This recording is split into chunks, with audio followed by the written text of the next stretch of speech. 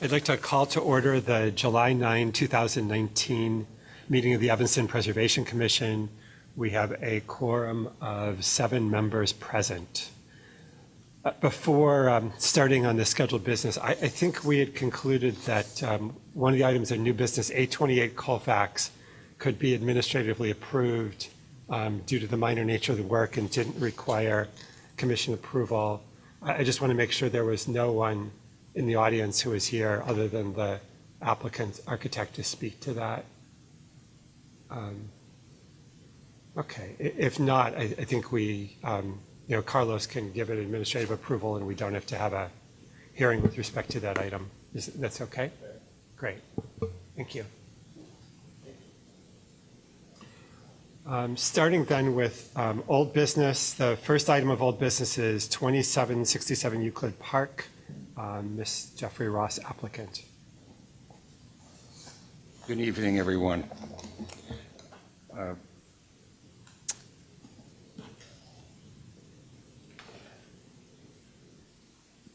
Since our last meeting, we've got some additional information. I won't go through the whole proposal again. You'll recall this has to do with using composite roofing material, and there's the first issue, and the second issue is increasing the eave exposure for the roof in question. Since our last meeting, I've been able to obtain first a set of pictures of a somewhat comparable roof being prepared or being built out in California. Let me see if I can get to that quick enough.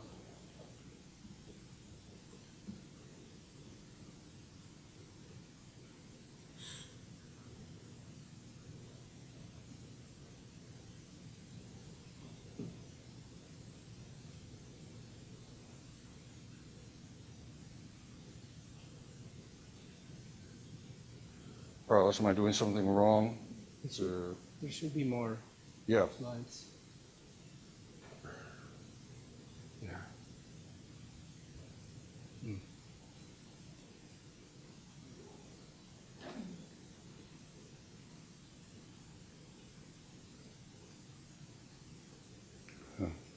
Well, this apparently isn't. It apparently didn't get loaded. The set of pictures of a roof they're currently working on, we can get you those pictures if we need to.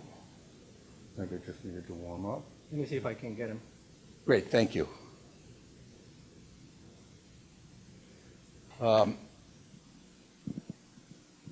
The other information since our last meeting, and this apparently also didn't get included in the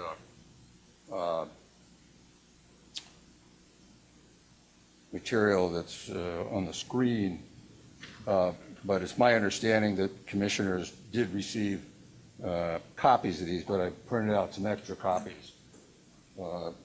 There's a list of historic projects that have been roofed with this material.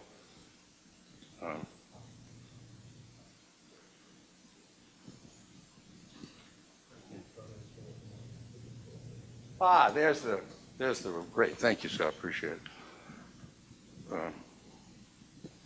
So can I impose on you just a Yeah, thank you. down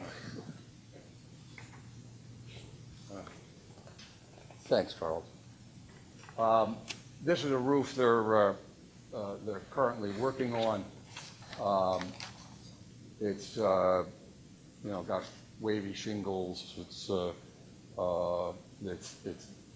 It's a light gray and a dark gray, which is unlike the one I want to do, which is obviously all black the way the roof currently looks.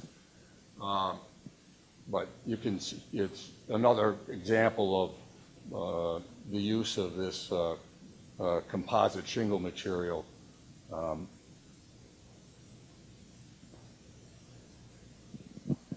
This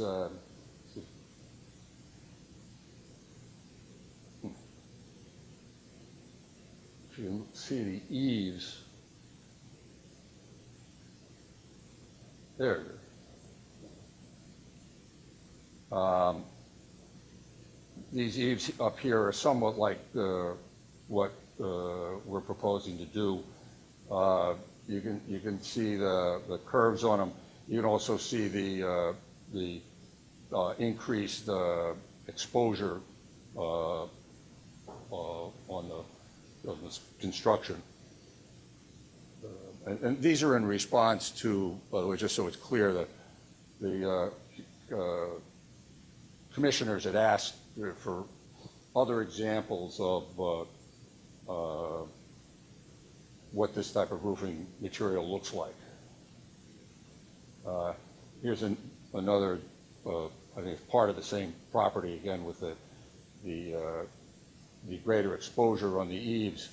What we're proposing to do is not quite as much exposure as here, somewhere halfway in between, if you will.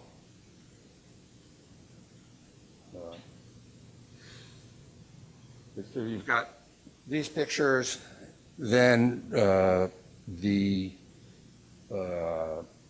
list of historic properties that use this composite, that have used this composite cedar shingle. And then the third additional source of information was we did a second mock-up on the back of the roof using, again, the light gray rather than the black composite shingles. And I know a number of the commissioners came over and actually looked at it. I didn't happen to be there when anybody did, but I know a number of people inspected it, and that was an additional point of information that people had requested. I suppose the other additional thing was, I didn't realize it, but I found out basically through neighborhood gossip that in fact the Preservation Commission has previously approved the use of composite cedar shingles on roofs in Evanston. So that's the additional information that I've got to present as a result of some of the issues and questions that were raised at the last session. I'm glad to answer any questions. Okay, so why don't we follow a methodology of trying to ask questions and then ask you to be seated and see if anybody else wants to speak and have discussion. So I just want to understand the kind of the setting and the alternatives. So the first alternative is you have the right, I believe, without approval, to simply replace the existing roof with the same materials, and we don't have any say in color. Is that correct? Correct. So in that case, no approval would be needed. Did you have a firm cost estimate for replacing the existing cedar roof? Yes, I do. But the two roofing contractors that I've been working with, that have experience with this, have both recommended against it. Right. We're just trying to understand, again, just the facts and understand what we're approving, what the consequences are. So what was that estimate, or were there two estimates to do that? I believe, and I'll double check, I believe it was $275,000 for that. Okay. All right. And then in terms of what you're proposing now, I wasn't sure the details were clear. I think I'd read in the company materials that you were proposing, I think it said 15 stacking plan at the edge, if I recall correctly. And then when we went to see the sample, I think and I saw the pictures of it in here, I counted maybe 8. And then, this roof I realize isn't your roof, but it looks different. Is there a precise plan for the new roof that you're proposing? Yes. We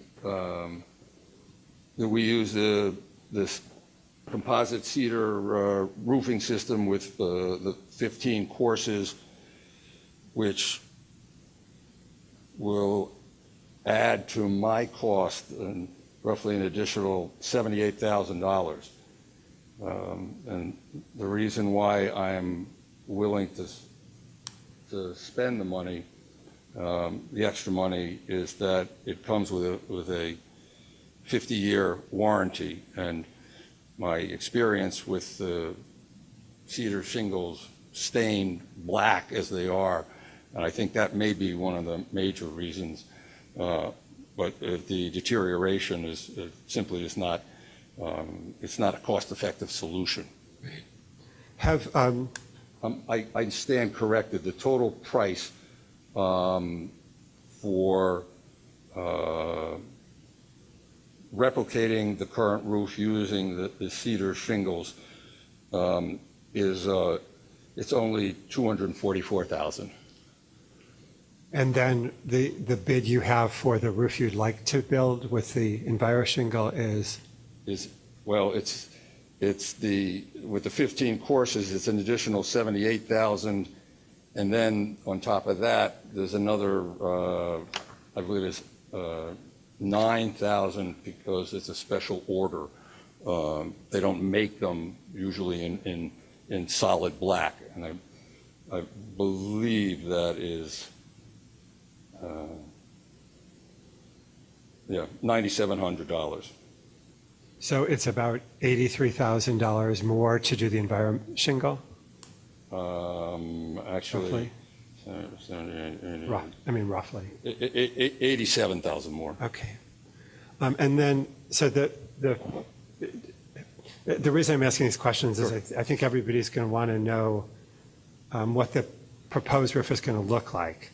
And I realize it's not so simple, but the 15 courses seemed quite different than the sample that was on the roof. Is that sample just kind of a partial sample? And let me ask you, there was actually two mock-ups on the roof. One has got the 8 courses, one's got the 15. Did you recall which one you were looking at when you counted them? the over the garden shed, and then it's in the pictures here as well. And I counted the, I counted when we were there, and then I counted them in your pictures. Well, no, but the ones in the pictures, if I put this one here, this is the 8 courses. There. That's, I think, what we saw. How do I say this? If you were standing in the backyard looking at the house, on the left side, which is the south side, was the mock-up with the 8 courses. On the right side, with the steeper roof, if you will, was the 15 courses. Okay. Here, let me just go back to a.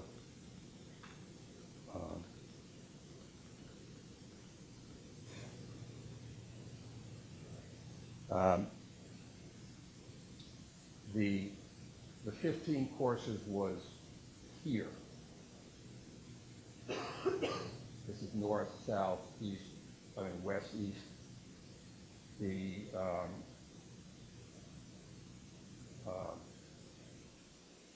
8 courses was over here. Okay. All right. So, was there any? I didn't see in the drawings any. I realize it's not necessarily easy, but attempt to depict what the new roof would look like beyond those samples. I know it is really helpful that you brought in the building from California. I'm not sure that is your intent that it look like that, or is it? Well, certainly not in terms. You can see this is the actual roof. The intent is to have the same color black, and see if I can do this be what the eaves look like. Okay. Now, as I look at this here, as far as I can count it, I think this may be only 8 courses.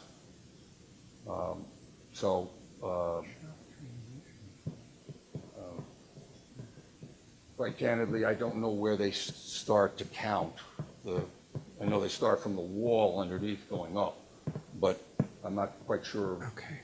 how they measure it. So as I look at this, I can't tell you whether this is the 8 or the 15. Okay. So in terms of, just to clarify, in terms of design model, there's nothing that they were able to produce to show the overall appearance of what the roof might look like. Well, that's what the second mock-up, at least Right. purportedly does, with the exception of the color. Okay. Okay, the color is I don't have any pictures of the second mock-up, but if you looked at the one that's over the garden shed, and I think you had to sort of go back a bit into the backyard to get the angle over the shed. That's what that purports to be. The whole purpose of the mock-up was to show it with the composite shingles with the 15 courses. Okay. All right. I mean, I've asked a lot of questions. Other people have just questions?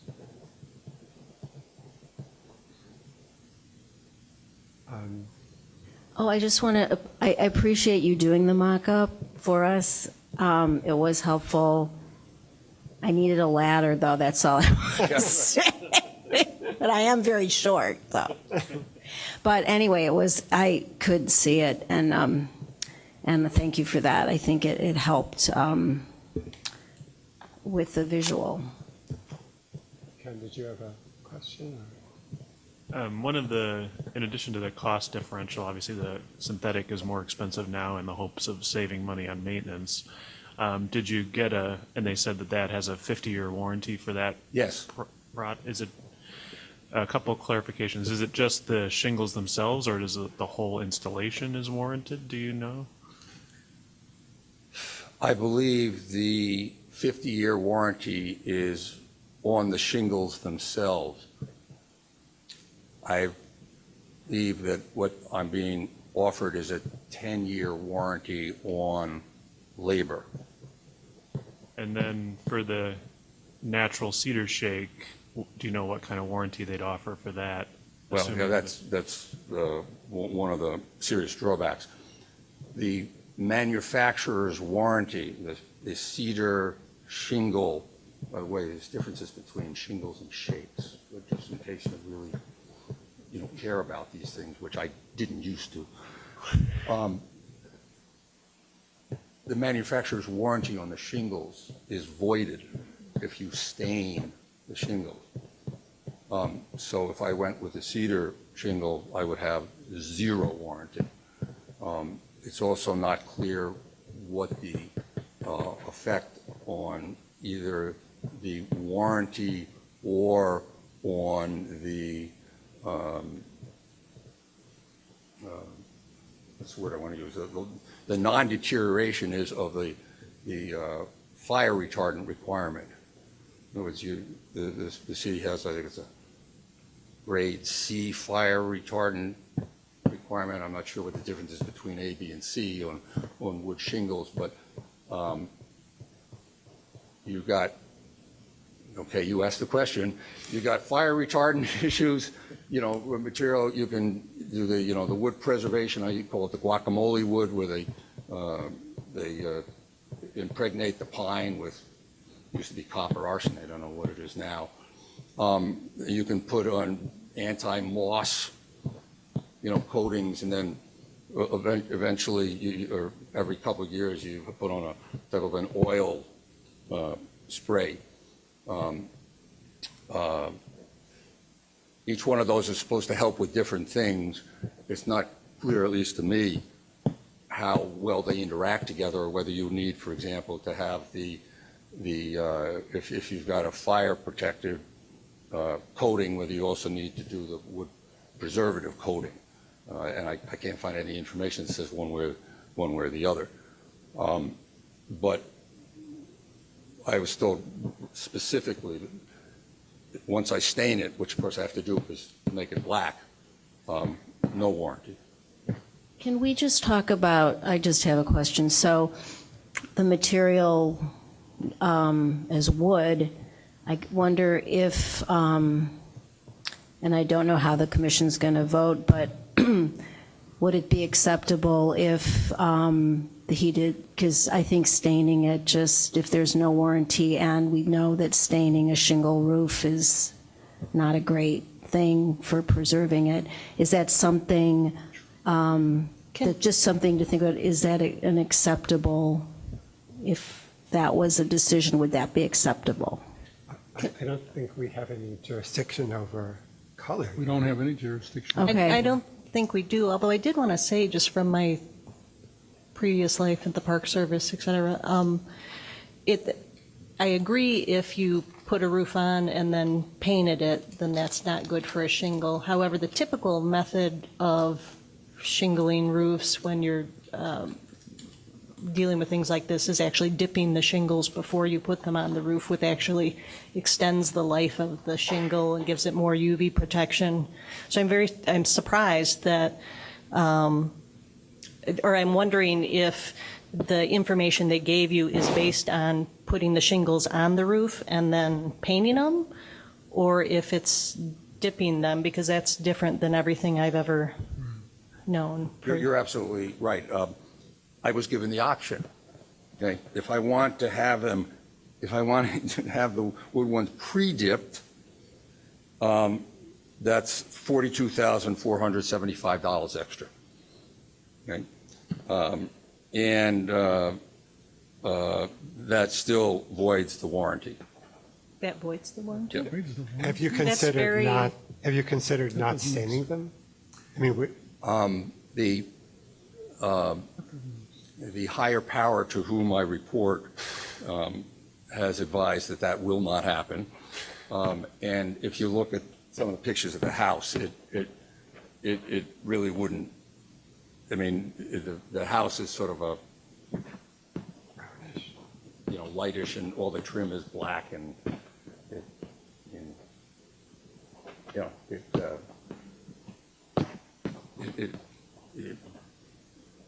there's a technical legal term what that would be, which is called 4 letters. It's called UGLU.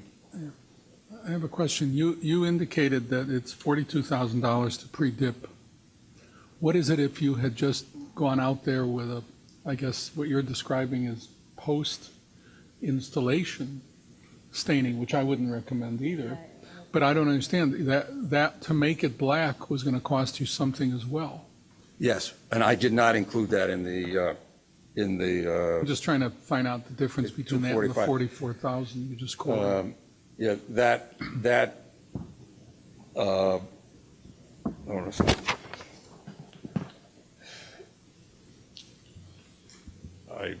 I don't have it right at my fingertips. I believe that was either 10 or 15,000.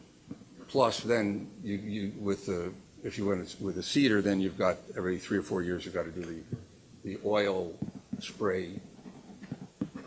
I'm probably bastardizing what the terminology is, but sort of a preservation spray, which is a couple grand. So, when you're trying to compare apples to apples, you do get into a question of, what's the cost and then what's the maintenance. But I think clearly if you were to take a look at what the cost is over 30 years, let alone 50 years, there are with the cedar, there certainly are a number of additional costs. And if you do the pre-dipping as you suggested, you're roughly 40,000 into the 80,000 already. Although in the theory of trying to protect your shingles from UV, et cetera, typically pre-dipping is recommended. So that 40,000 is actually going towards the longevity of your roof. I sympathize with you. Yeah. I have an Evanston landmark with a 35-year-old cedar shingle roof. Oh, well. So I know where you're coming from. Yeah, well, yeah. I don't know. I'm curious. I suppose it's interesting if Some people would suggest we need to get a life, but Have they given you any reason as to why they void the warranty once you stain it? I mean, it seems contrary to what most of us expect. yeah.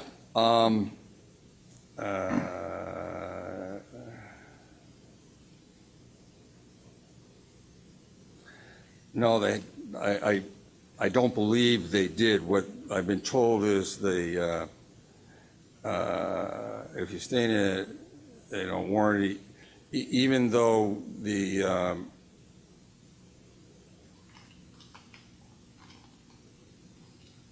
if you do the fire treatment to make it, was a Class C fire retardant or something, that does not void the warranty. But if you stain it, that voids warranty, even though the staining apparently does not affect the fire retardancy. I'm just reading notes.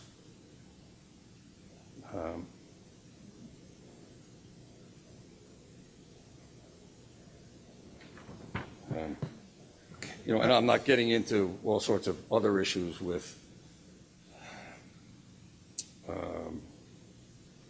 ventilation, and all sorts of other things.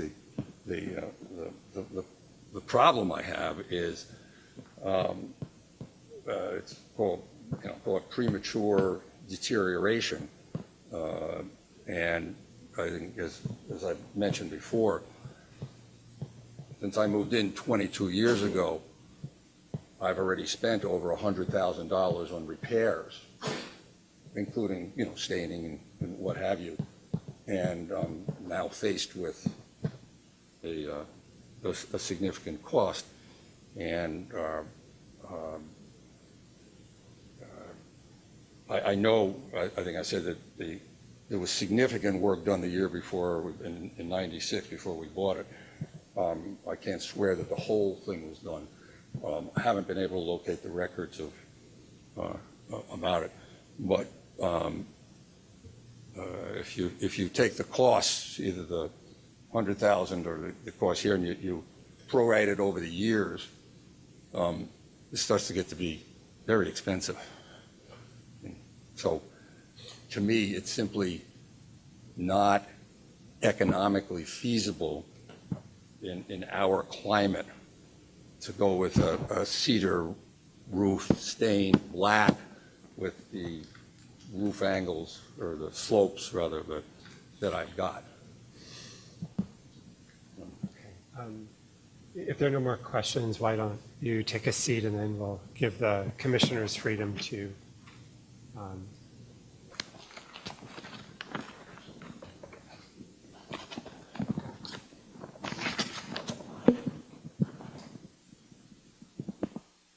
Thank you. I mean, I guess first I'll just ask, were there any members of the public who were here to speak on this? No, thank you. Any discussion, issues, any advocacy? Julie?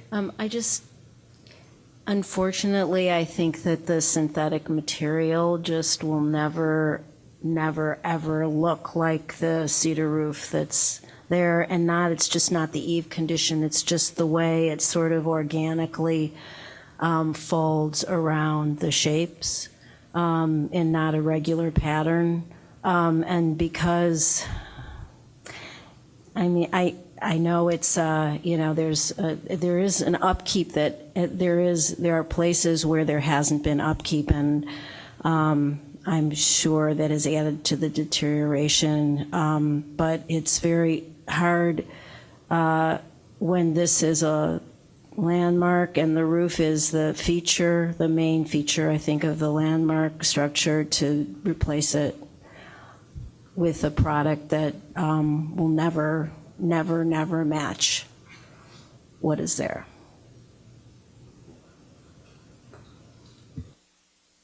Other discussion points that?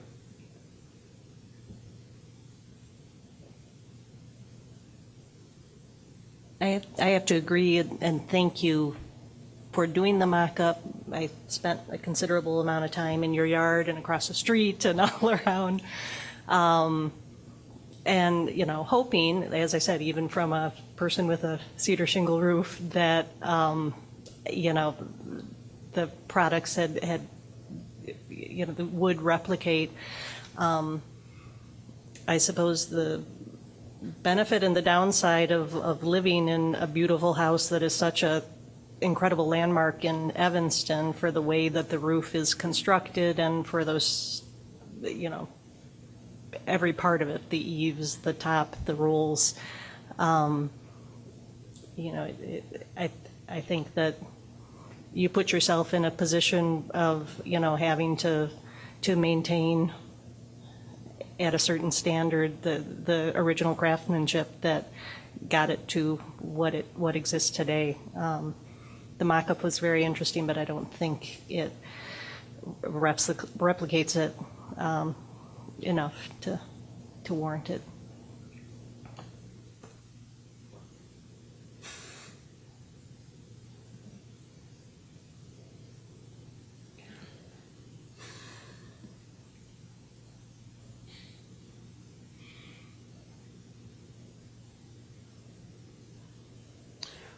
I'm not saying, You want to say anything, or? no.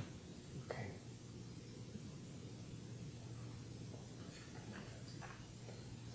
Would anybody like to make a motion? Maybe they should go through the standards. Maybe go through the standards and see which ones are compliant or not. Okay, well, if nobody else will, I guess I'll make a motion that we approve replacement of the existing cedar shake roofing material with synthetic composite shingles from Enviro Shingle, using the 15 stacking pattern in accordance with applicable standards for alterations 1 through 6, 9, and 10. Is there a second? Second. Okay, Ken second. All in favor, say aye. All opposed?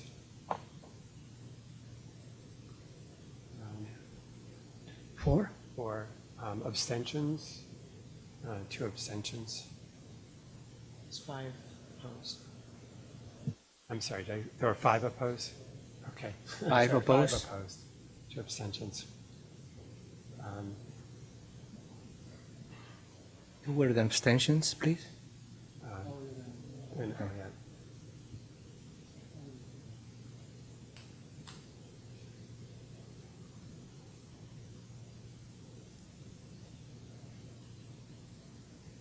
Okay. Thanks.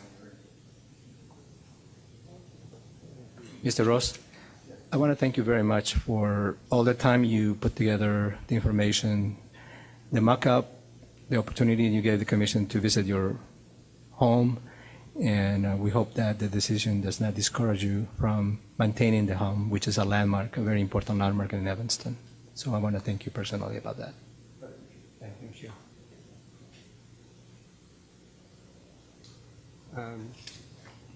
Okay, the next order of business was 2390 Orrington Avenue, which is to be continued to our meeting on August 6th. You need a motion?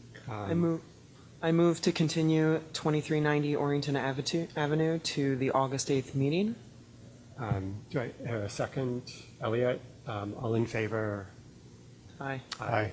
Opposed? I think everybody was in favor.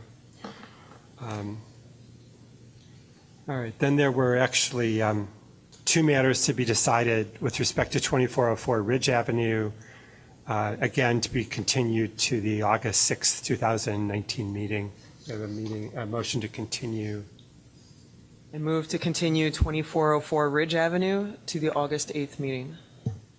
Second, Elliot, all in favor? Aye. Aye, everybody in favor. Okay. Next matter, 1514 Judson Avenue, Holly Brigham and applicant.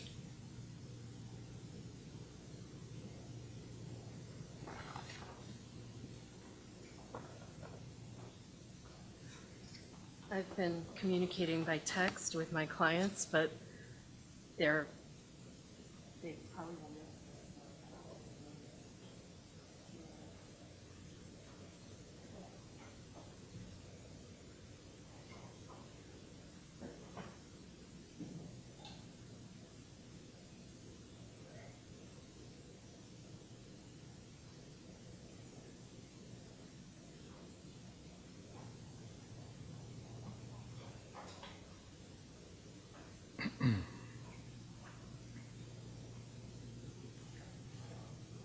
Here, thank you. You can share with. Yeah.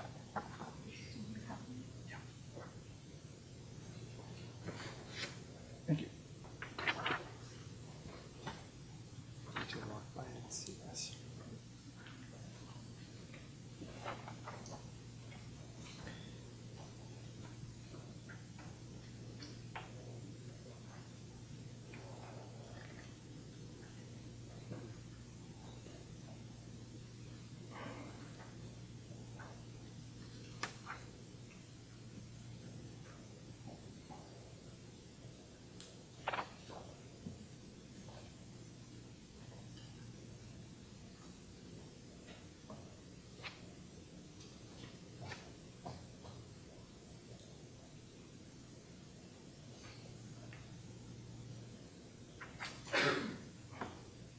All set?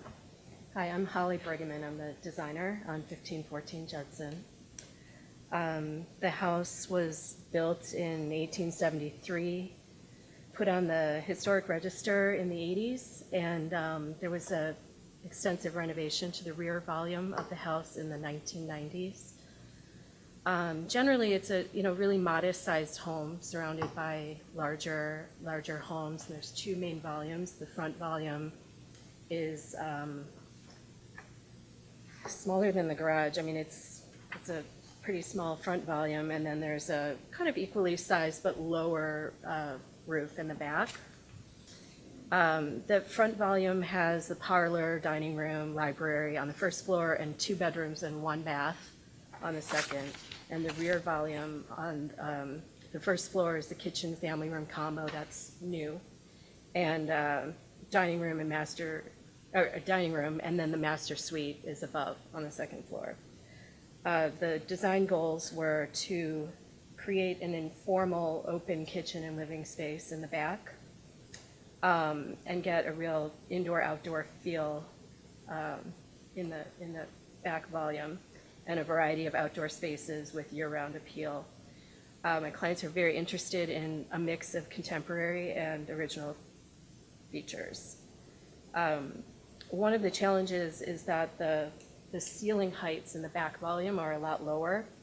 Their desire to have this big open space, we decided to, and also their desire to have the back connect to the outdoors a little better than it does right now. We are lowering the floor in the entire back volume of the house. Let me start with the front. So the front volume remains as is, with the exception of restoring a buried transom at the front door. So we can see it on the inside, but they've covered it with siding on the outside. And then replacing the wood deck staircase in the back with same size, but a stone with a metal rail. Okay, so in the rear, the roof volume of the original house is there, and we're adding a perpendicular volume going in the north-south direction, and removing the screened-in porch. And I'm just looking over my notes to see if there's anything else. Let's see. I think that's about it. I can go through. Top button, Carlos? Or Left and right. oh.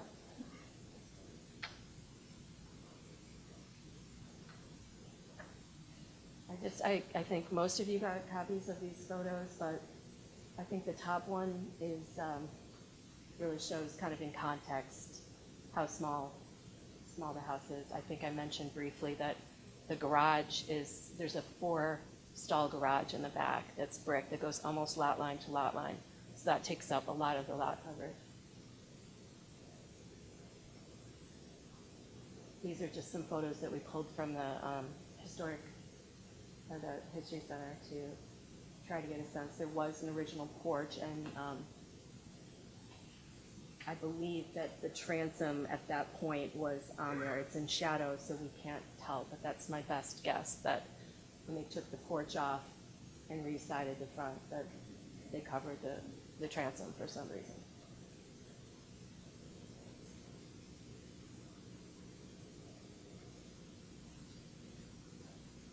is really just a roof plan showing that the front remains exactly the same except for the front door that I mentioned, and the back is where all the work is. Here's the front showing the transom, and you can see then the addition on the left-hand side, which is south. This is the existing house. Excuse me, Holly, can you get a bit closer to the mic? So it's very hard to hear you. Can you get closer to the mic? Thank you. Sorry. This works. Is that better or no? Okay, I'm going to stand like this then. How's that? Much better, thank you. Better? Okay. Here's the existing south elevation and the proposed south elevation here. Existing and proposed on the west, and existing and proposed on the north. And that's, I think I'll, I don't know what that is. I think I'll leave it on this.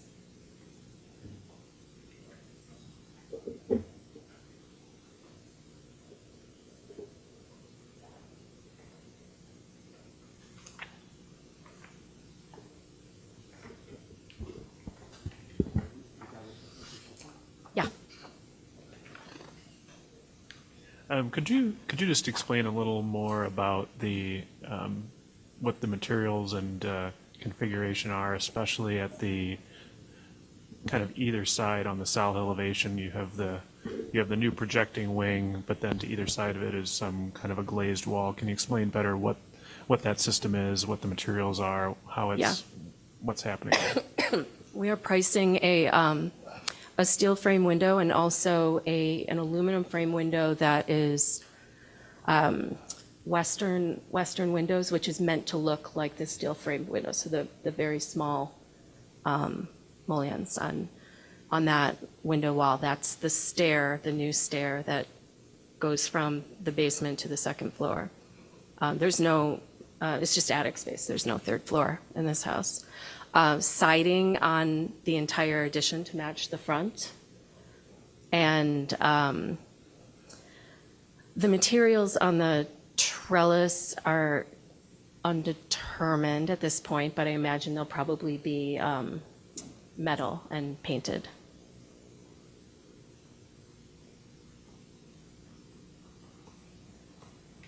If you flip back to the south elevation head-on, there was one other piece that I wasn't quite sure what it represented in the drawing.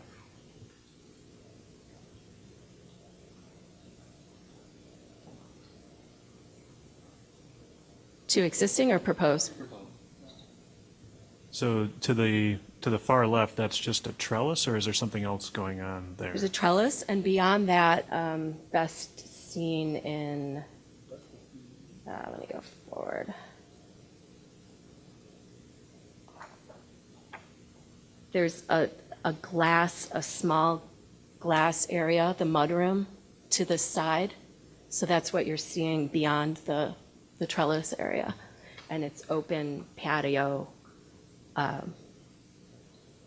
where the windows are. Does the mudroom have a glass roof? That's the way it looks in your west perspective. Your perspective for the west, if you go to that.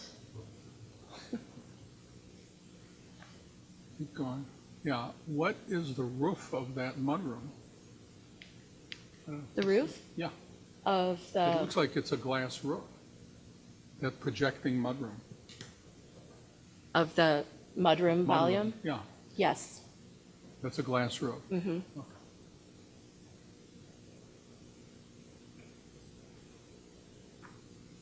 So, What's prompted this change in glazing?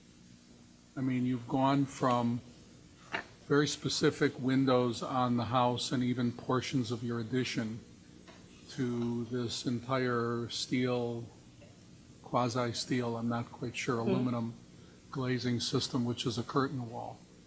I'm just curious what's generated that. in this case? Yeah, I can, I think maybe this one will speak to it the best. My ideas are, the addition is sort of a hybrid, where on one hand, from the street, tying in with the existing house, and using the glass to act more like a void than a solid. You know, it's more the transition, and I'm trying to make those two volumes read differently. Like, this is the addition, and this is the original house, and the glass is the transition between the two, and would like it to be read as, just a void, not there. That's the stair tower. Let's call that your stair tower. That What is. about when we turn the corner and we've got the entire west elevation? What about that? I mean, now why are you not continuing the volumes of the front and the north? My hope is that the back is where we're able to have a little bit of the more we were more reserved in the front, and tried to stay more true to the front volume. And in the back, I felt like that was a place where we could tilt more to the contemporary side on the alley side.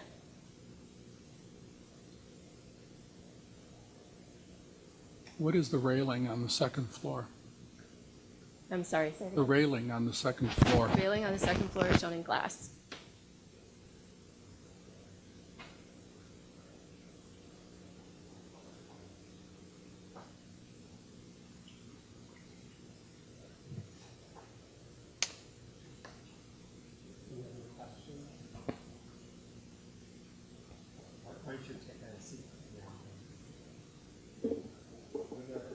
Was there anyone else here to speak to this project?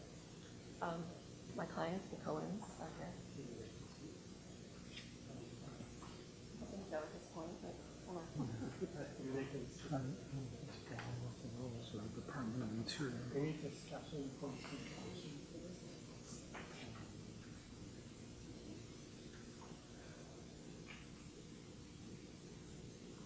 I mean, I think I take, my biggest concern is the standard 7 under the construction is the relationship of materials and texture to the existing structure.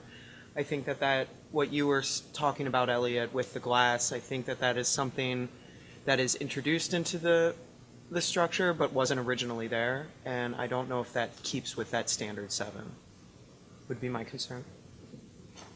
I actually was, when I looked at the design, just, I thought it directly expressed the Secretary of Interior standards, where it complements and pays homage to the front volume and the historic volume, and to the front is very in keeping, complementary and historic. But then you have the very kind of void that says, okay, in the back, we're complementing the historic structure, but this is new. And it varies in city to city and preservationist to preservationist, but the common thinking in the Secretary of Interior standards is you should be able to complement, yet be able to tell what the historic is and what the new is. So I was actually impressed in how this did it in a tasteful way.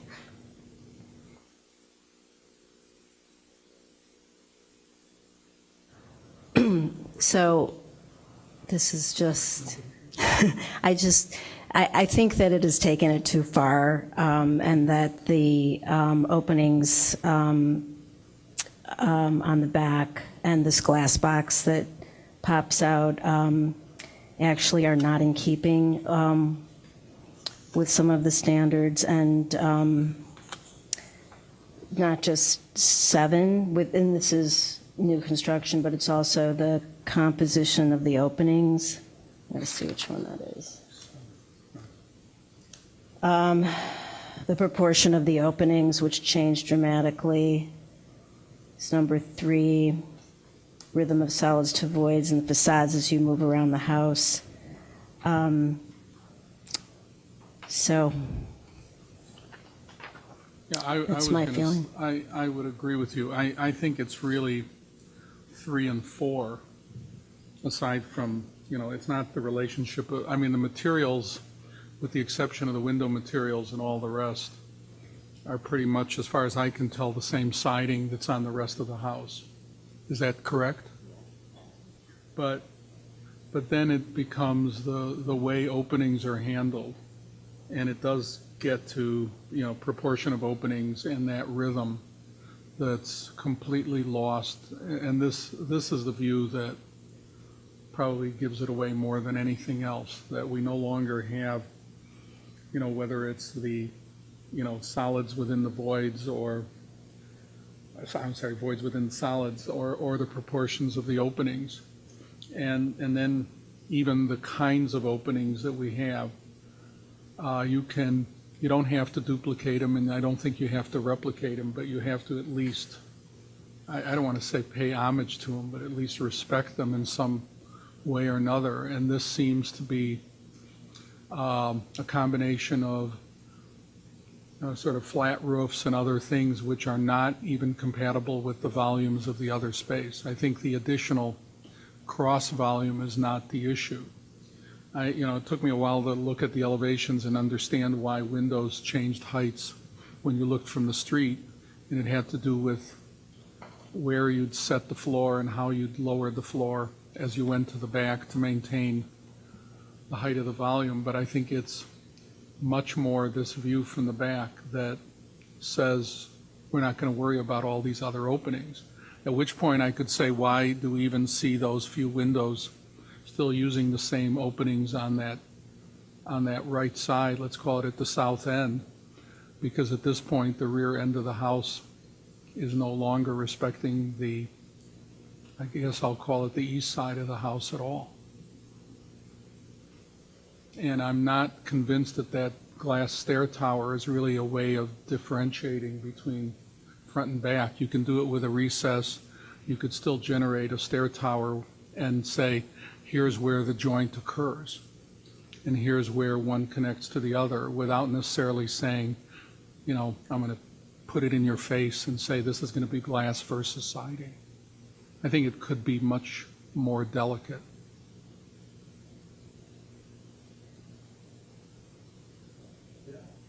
I like the innovative elements of design. Yeah. Glass, I like it. The use of it as to separate the front of the house from the existing. But I guess I have to agree not only that I don't see the front of the house has a this cottage, top floor cottage look, and I just see almost no. I think Clay used the word homage, or there's a bit of homage to that on the rear of the house. The innovative element is something, I think the final term is like, but I just don't feel there's any relationship at all. I guess, I don't know what people thought, but I thought the south elevation, there's, like, I guess it's the addition to the rear of the house, also has that south part cottage look. I mean, the new addition is, it's far simpler. It seems to me shutters there are other elements that make it feel like a continuation of the film. I'm sorry, you have the microphone on.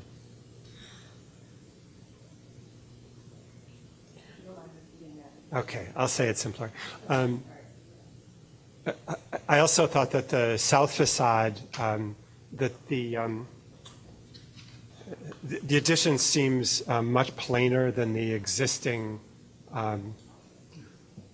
addition in the rear, which it seemed like a real continuation of the clapboard cottage look of the front. And I think that it would simplify it so much that I thought it lost the feeling of being related to the front of the house. I don't know if other people agree with that or not.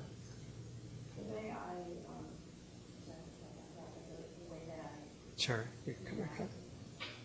We did think a lot about the front and the shutters and that look, because they weren't continuous around the whole house, and because it's pretty common to have the front have the shutters and the back not have them. The decision was made to take the shutters off at the back.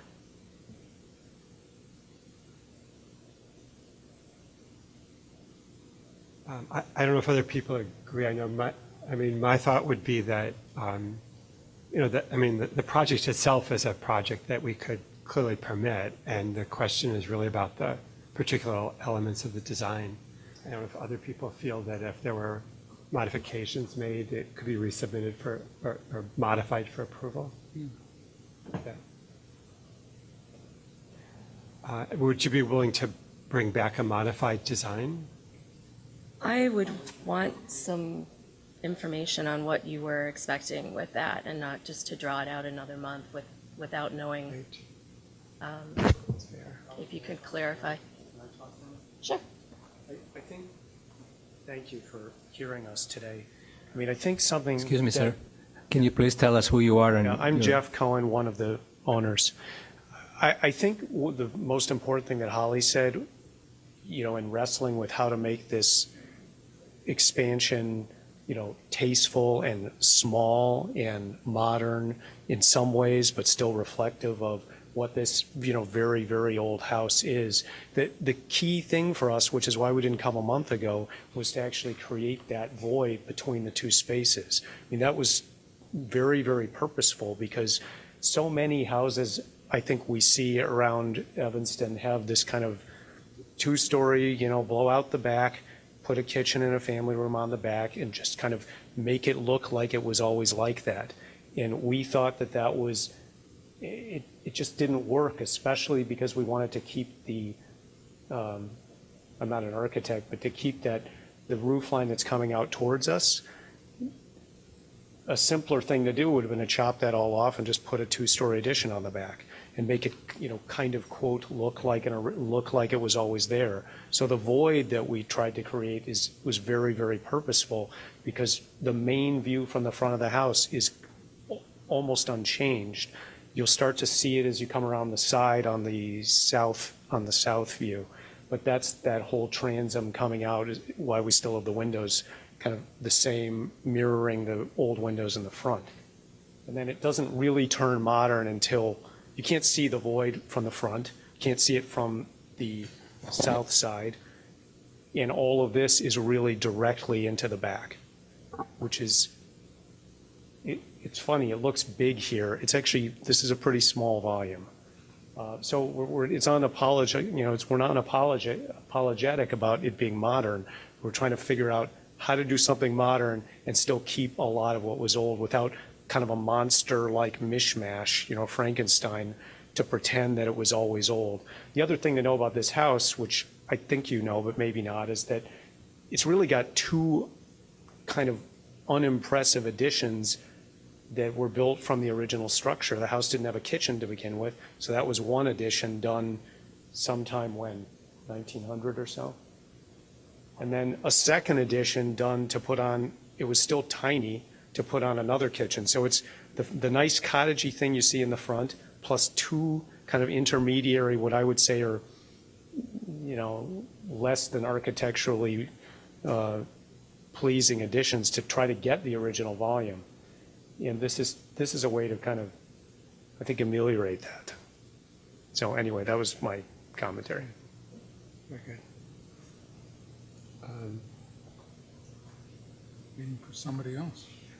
If I was going to provide some clarification from my perspective, I think it would be something that could come back if you were willing. As far as my items would be the materials and the proportions specifically relating to the west.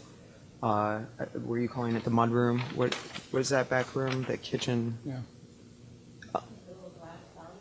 It's not only, it's the glass projection. I think also I'd like to know more of the glass railings and how that's going to look. Right now it's just showing it as a shaded volume. I just think the materials and the proportions of that could be refined so that they reflect a little bit more of the relationship to the other portion of your addition, which I think is very, very sensitive to the front of the house. I think the front of the house with your new proposed addition looks very nice. It's very related. I see how you're trying to relate that. And then when you get around to the rear of the building, you have a little bit more freedom, which is totally agreed. I just think you still need to carry some of that relationship of proportions, even if you do change the materials. It has to, there's a little bit of you're holding on, you're not going so far to go contemporary, you're still holding to some of it, but I don't know, it just, to me, it seems like it needs some refinement on that back west elevation. Could you, Excuse me, please come to the mic. Thank you. So I'm Kim Cohen. I'm one of the other owners. I just wanted to get clarification. Like, so are you saying that if she went even more modern, that would be? Because I was the one that was pushing for a more interesting. I mean, I don't know if you guys are probably all architects, right? No, maybe yes, no. But a lot of what they're doing in Australia, taking like the old cottage and then kind of blowing out the back and doing a modern. So I was kind of pushing Holly to do more modern in the back because I think that's really interesting, and I think that Evanston needs more of that. And I think we want to be a little bit more innovative. But we want to follow the rules and we want to do it right. But from what I was hearing you say, were you saying that you wanted to take it more modern? So I think, so obviously in the construction, there is one of the standards that allows you to do something that is still sensitive to what's there. The standard 14 allows you to do a contemporary or modern, innovative design on the back. I think from my perspective, what I'm seeing right now is you're going halfway on both. You're kind of trying to insert innovative or more contemporary elements within a volume that is similar to what your home is. So I would like to see that get refined and have maybe a direction in one way or the other. It seems to me like it's an in-between right now. But so are you, and I just also wanted to be clear, so are you saying it's only aesthetics? It's nothing, like we're not breaking any of the rules? At this point, I think you're just not meeting the standards completely. So it would be the standards 3, 4, and 7 is what's been stated tonight. Okay.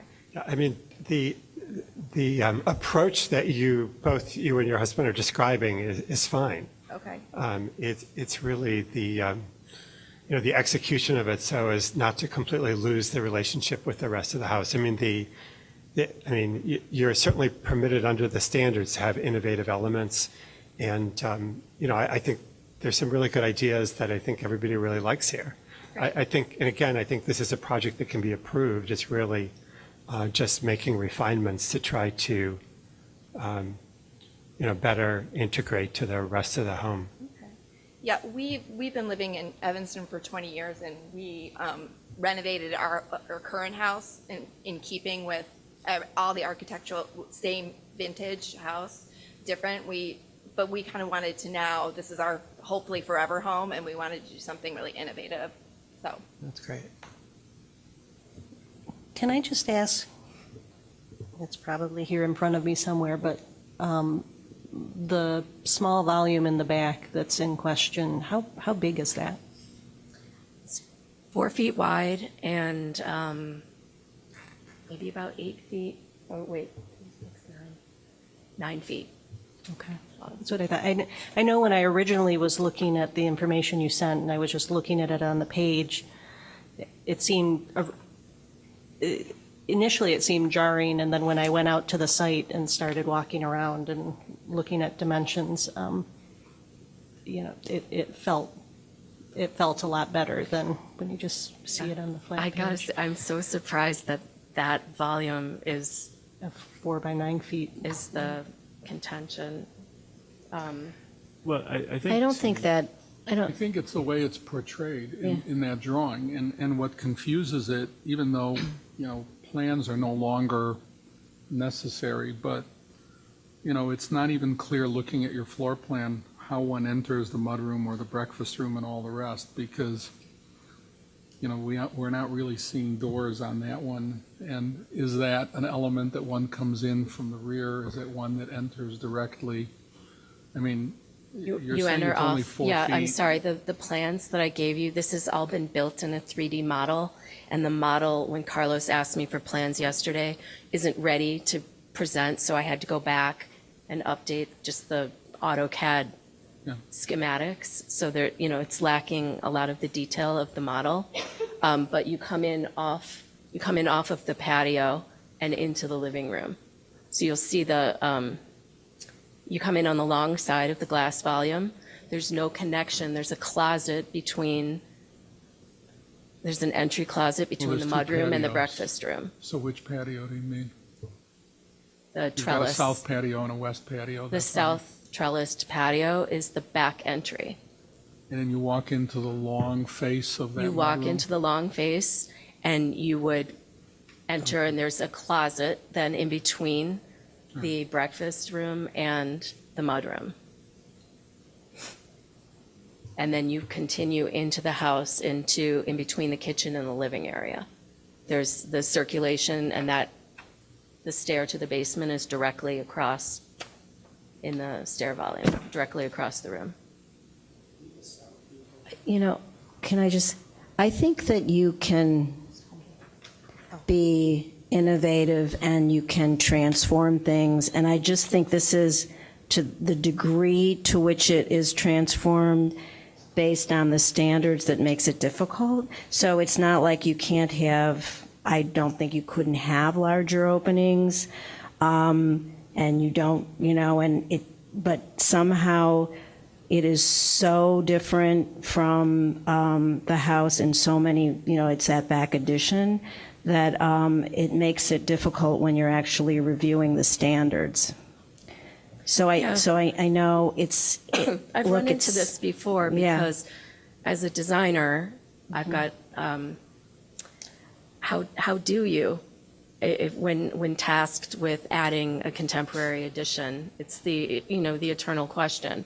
Is it the glass box on the traditional? Is it the I Am Pei addition to the Louvre?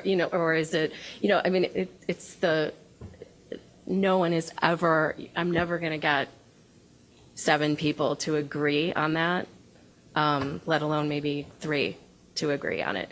So I think it's a matter of opinion. I am listening to the West Side refinements. I have a few ideas of what we could do, but it's not what my clients are going to want to do. So Yeah, I think just what I would suggest is just review the standards that we have.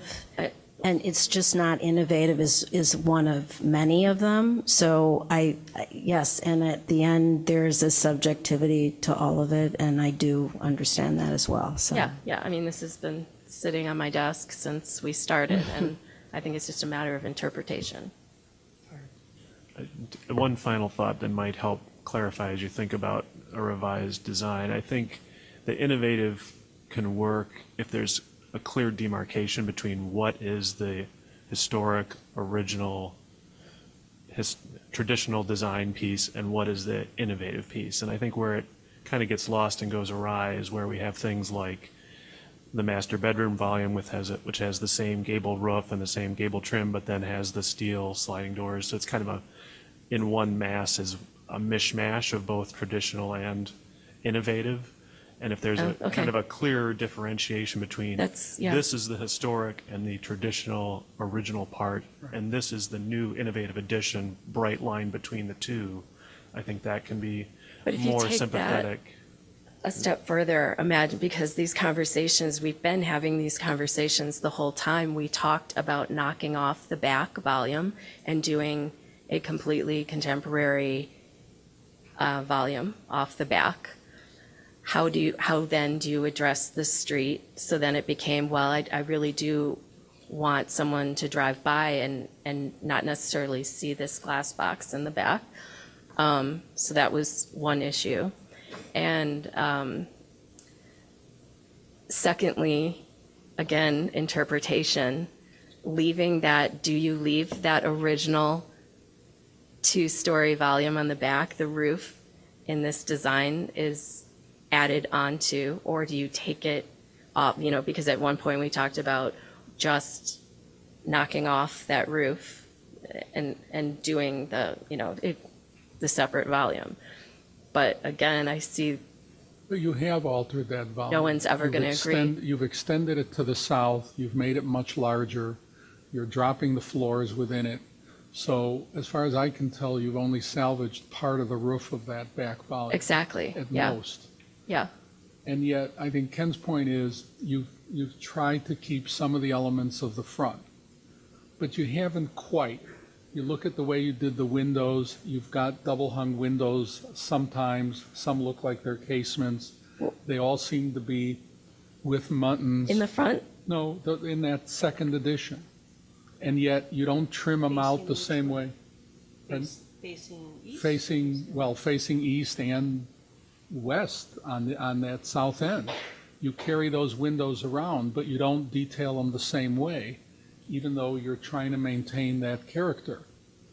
So talking about all new windows in the back north-south volume. volume are either double hung or they are fixed casement to look like a double hung, and then the first floor are the tilt turn that are, again, made to look like a double hung. So they should all But be, you're not trimming them out the same way, even though you're saying, I want you to look at but they all it have different." matching trim to the front volume of the house. The only place that's different are the steel windows, and Not those the heads of the windows. do not have trim.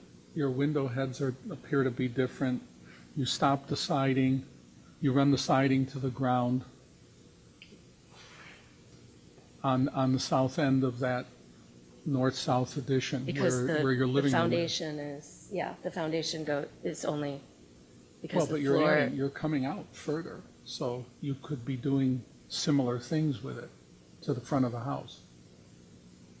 Look at your south elevation. I mean, we're not seeing the chimney, that's behind, I mean, I think there's a chimney in there somewhere for the living room. I'm not clear on what's there.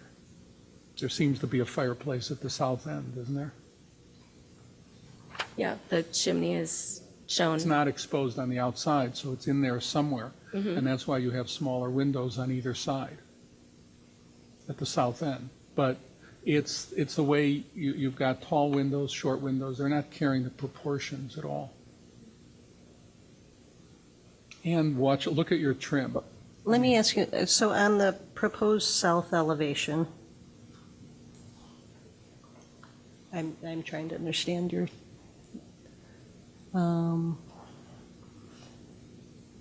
so are the, two things, are the windows on the second floor in the front volume and the back volume similar in size? Is that They're what you're exactly asking? the same size and they align.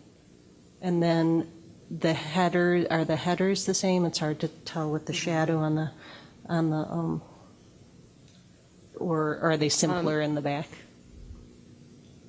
The headers on the back volume match the old headers of the windows that were there, but I'm not, I need to check. I think they might be a little lower because the ceilings are, the whole back volume is like 3 feet lower. So the ceiling height in the existing master suite is only 5 feet something at the, it's where you have the wall and then part of the roof and then the ceiling is flattened.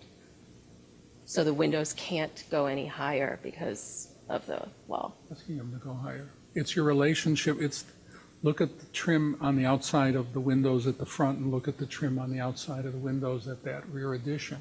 But I mean, But I'm looking the, at your um, elevation, that's the if only you look- clue I have. if you look at the photos of the rear part of the house, that's how the trim, it isn't like that. The existing trim on the rear windows does not have the crown. So we matched the trim to the existing back of the house. Like it's not, So there's like it's a little there are simplified crowns, and the shutters, there are crowns on the windows on the south side Actually, in the first, no, in the there's front crown, now that I volume. think about it, there's crown There's crowns at the front, right? throughout, but there's crown throughout. I'm sorry, I'm wrong on that. Yeah. Yeah. There's crowns throughout, and all those windows that we see, from what I see, are all new windows. So you're not retaining any of the old windows. You could have maintained that same motif all the way around, because it's already there. You're building all new windows. It's a new building, yeah. Yeah, No but we're longer dealing are with maintaining the old house. an The old existing house is roof line, gone. so we don't have the opportunity to raise the windows. All right, well, we probably, Well, I don't want, we probably better move on. Okay. Would anybody like a motion to continue this matter until our August meeting? Alaka, do you want to? go ahead, it's your chance. It's my chance, I don't know how to do this. I motion to continue to the August meeting. Second. Ken, second, all in favor?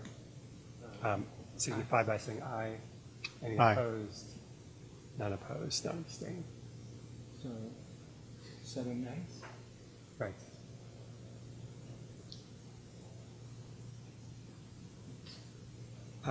If you do have questions in the interim, I mean, you know, we'd like to see you get through the process and get approved. It's, you're welcome to send things to Carlos. That there may or may not be, I mean, it depends on what the questions are. Sometimes it's possible to give some kind of interim feedback. Sometimes you just have to use your judgment about how to, not necessarily police 7 people, but try to make it respond as you can to some of the ideas. So thank you. Thanks.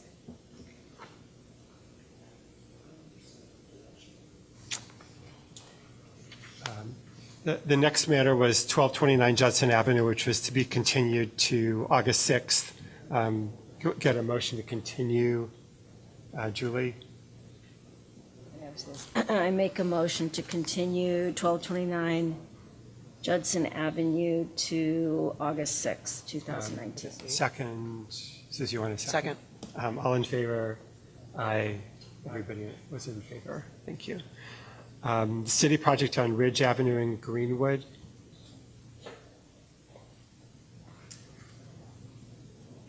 Thank you. My name is Laura Biggs. I'm the city engineer. I was here at the previous meeting to discuss an ADA sidewalk improvement that we were doing at Ridge and Greenwood.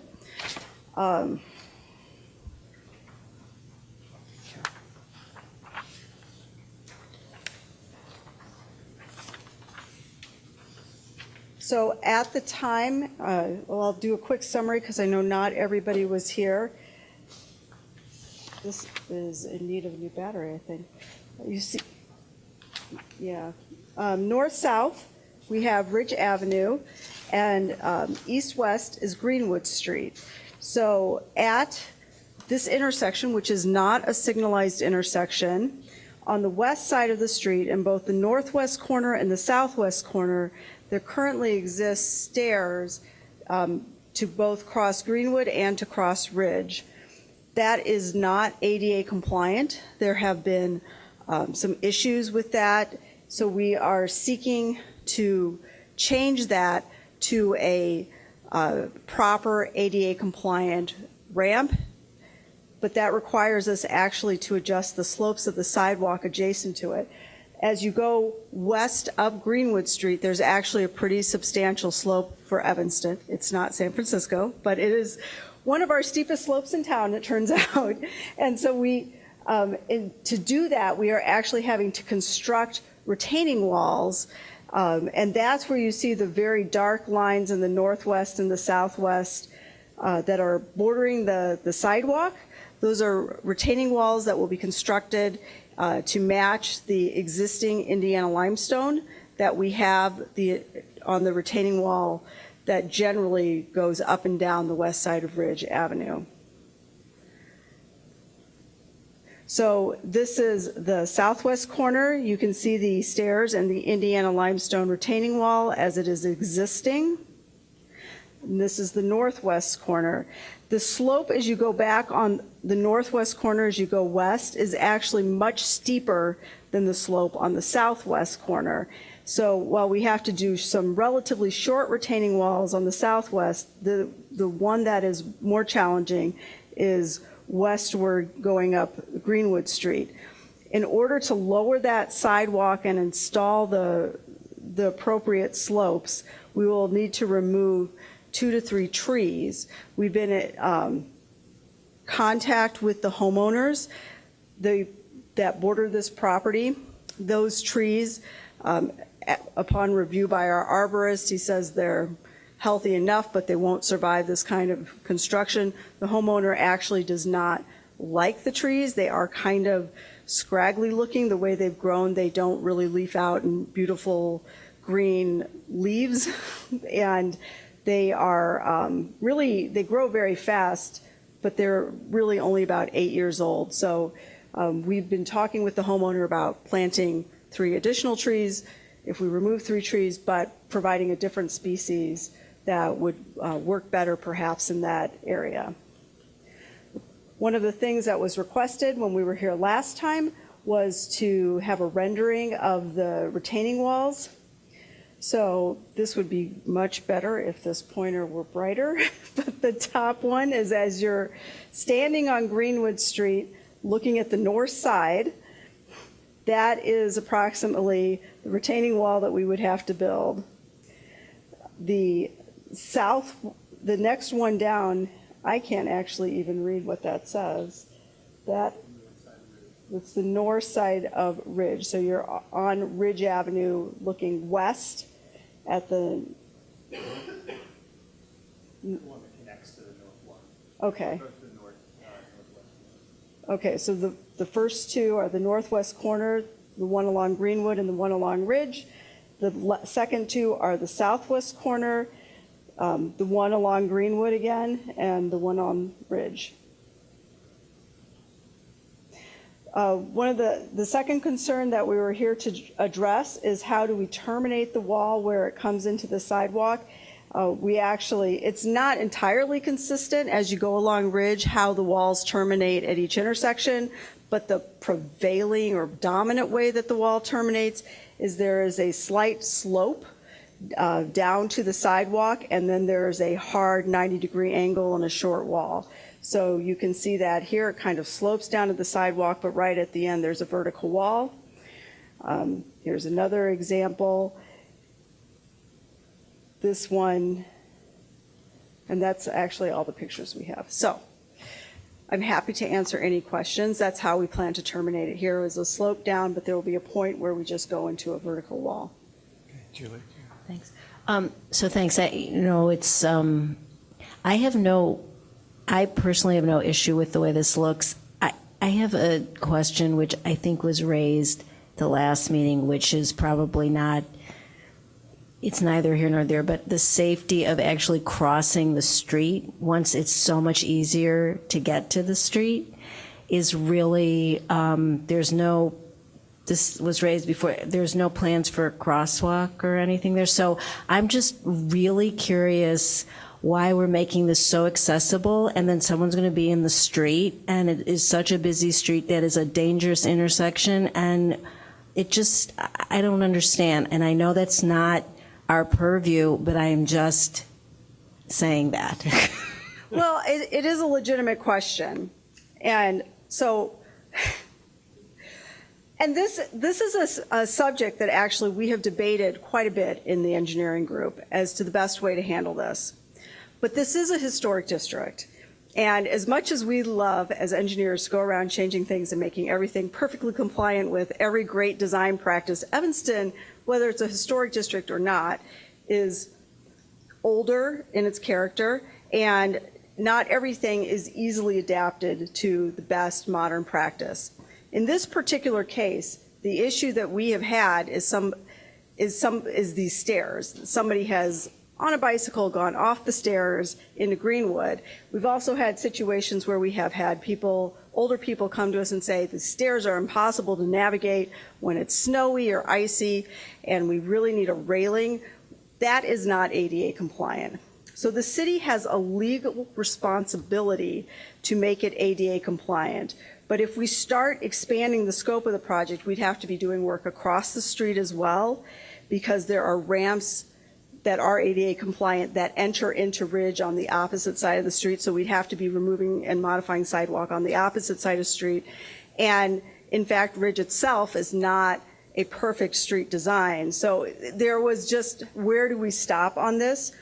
In our opinion, it actually doesn't make the intersection,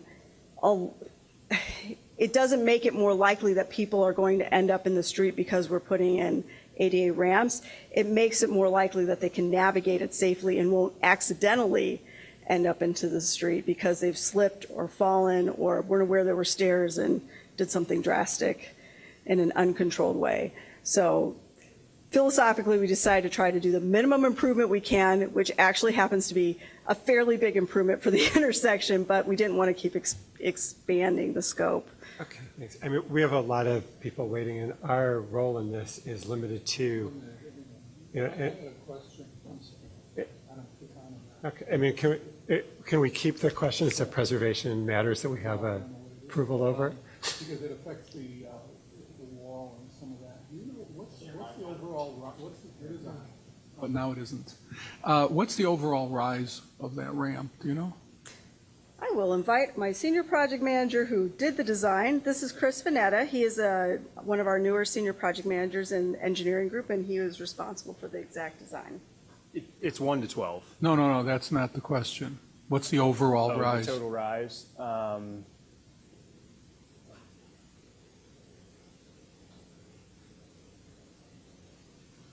It's 1 to 12 over 100. Well, over how many? I don't remember how long it is. 10 feet You've got a vertical rise of 10 feet? from the roadway to the top. That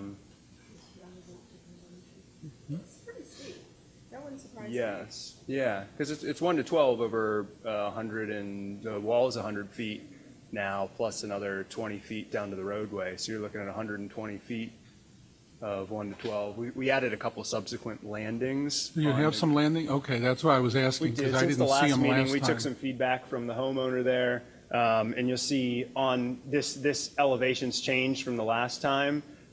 We were previously meeting all the standards for a curb ramp, but we went ahead and added, just to alleviate the long distance, 2 landings every 30 feet, which is similar to what they would ask for in a private development ramp or another ramp for a business. Yeah, I mean, the only reason is that I asked last time, Laura, about railings, and it really has to do with when you're going up more than 6 inches, which means, regardless of the 1 in 12, whether you'd be forced in order to accommodate ADA, well, So this is IAC. the way this is a curb ramp, and that's the interpretation of it through ADA guidelines. And the ADA guidelines for curb ramps omits landings, omits railings, omits the other treatments that you have for a ramp. It just has the slope requirements. All right. So that's where they're I not just didn't want to required. find that we all approve this and then find that somebody's come back and put in railings that we never saw. No, it meets all ADA standards, all ProWAG standards, and IDOT highway standards as well. Any other preservation questions? No, I don't think we I understand have why any. you were asking. Somebody asked about the wall last time. I think that was our big question. I went back through the minutes, and the issue was the That's wall, helpful. as I recall. And it wasn't me. Okay, so we can keep moving. Was there any public comment on preservation issues associated with the wall? Thank you. Any further discussion? Would anybody like to make a motion to grant our advisory approval? Yeah, what is that? How do we move that? I'll be happy to do it if I can figure out what, are we simply, we're not issuing a certificate. So are we simply, I move that we. Advisory approval? An advisory approval for the project at Ridge and Greenwood for ADA improvements, and regardless of no certificate of appropriateness, there's still the applicable standards for alterations 1 through 10, 1 through 6 for demolition, and 1 through 6 for demolition. Could I have a second, please? Second. 10 second. All in favor signify by saying aye. Aye. Aye. Aye. Any opposed? There was all in favor. Okay, thank you. The next project was another advisory review to City Council for 241 Sheridan Square Garden Park. Yes. So Garden Park is a park that is located in the southeast corner of the city of Evanston, bordering Sheridan Square and just north of South Boulevard Beach. We are doing a project where we're going, here's the diagram of Garden Park. We're doing a project where we're going to do a sort of whole park rehabilitation. Part of that, and the part that is subject to review by the Preservation Commission, is we are doing playground equipment. So here is the existing playground located in the middle of the park. Was there a picture of that? Yeah. Oh, there's- We have a handout of the picture, but if you have not seen it, it is a very old playground, piece of playground equipment, and it is a primary wood timber construction and metal. Thank you. I want to know why the applicant isn't up there.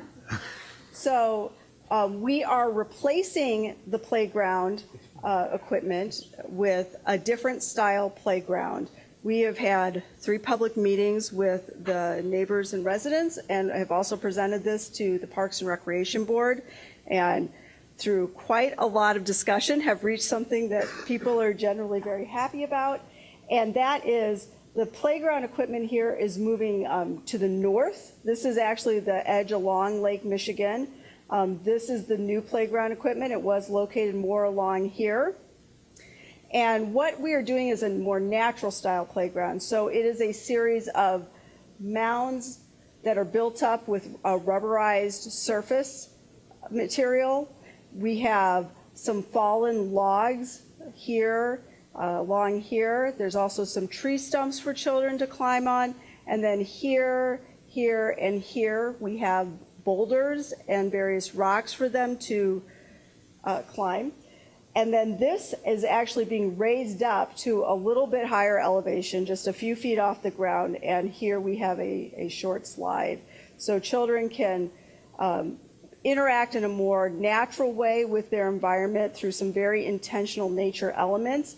They can navigate up the hill, they can climb on the rocks we want them to climb on, to be clear, not these rocks over here. And they can slide down the slide. And so this was something that was specifically vetted and requested through the neighborhood. There was a lot of discussion that went into it, and it was fairly unanimous. There are also some swings that are located here and here. The colors that we were talking, here's a close-up, sorry. So here you can see boulder, boulder, boulder, slide. This pathway has like a gentle slope up. Here's the high point. There's some benches here, and then it goes down again. And then over here we have raised mounds, kind of similar in concept to what you've seen at places like Old Orchard, where they have the rubberized surfacing material. We're generally using more natural colors. Here's just some pictures of elements, things like tree stumps, fallen trees. We're actually utilizing an Evanston tree, but not from this site, that will be milled and sort of treated so that it can last for more than one season. The colors we're looking at, the rubberized surfacing material, sort of a green-black mix of flex.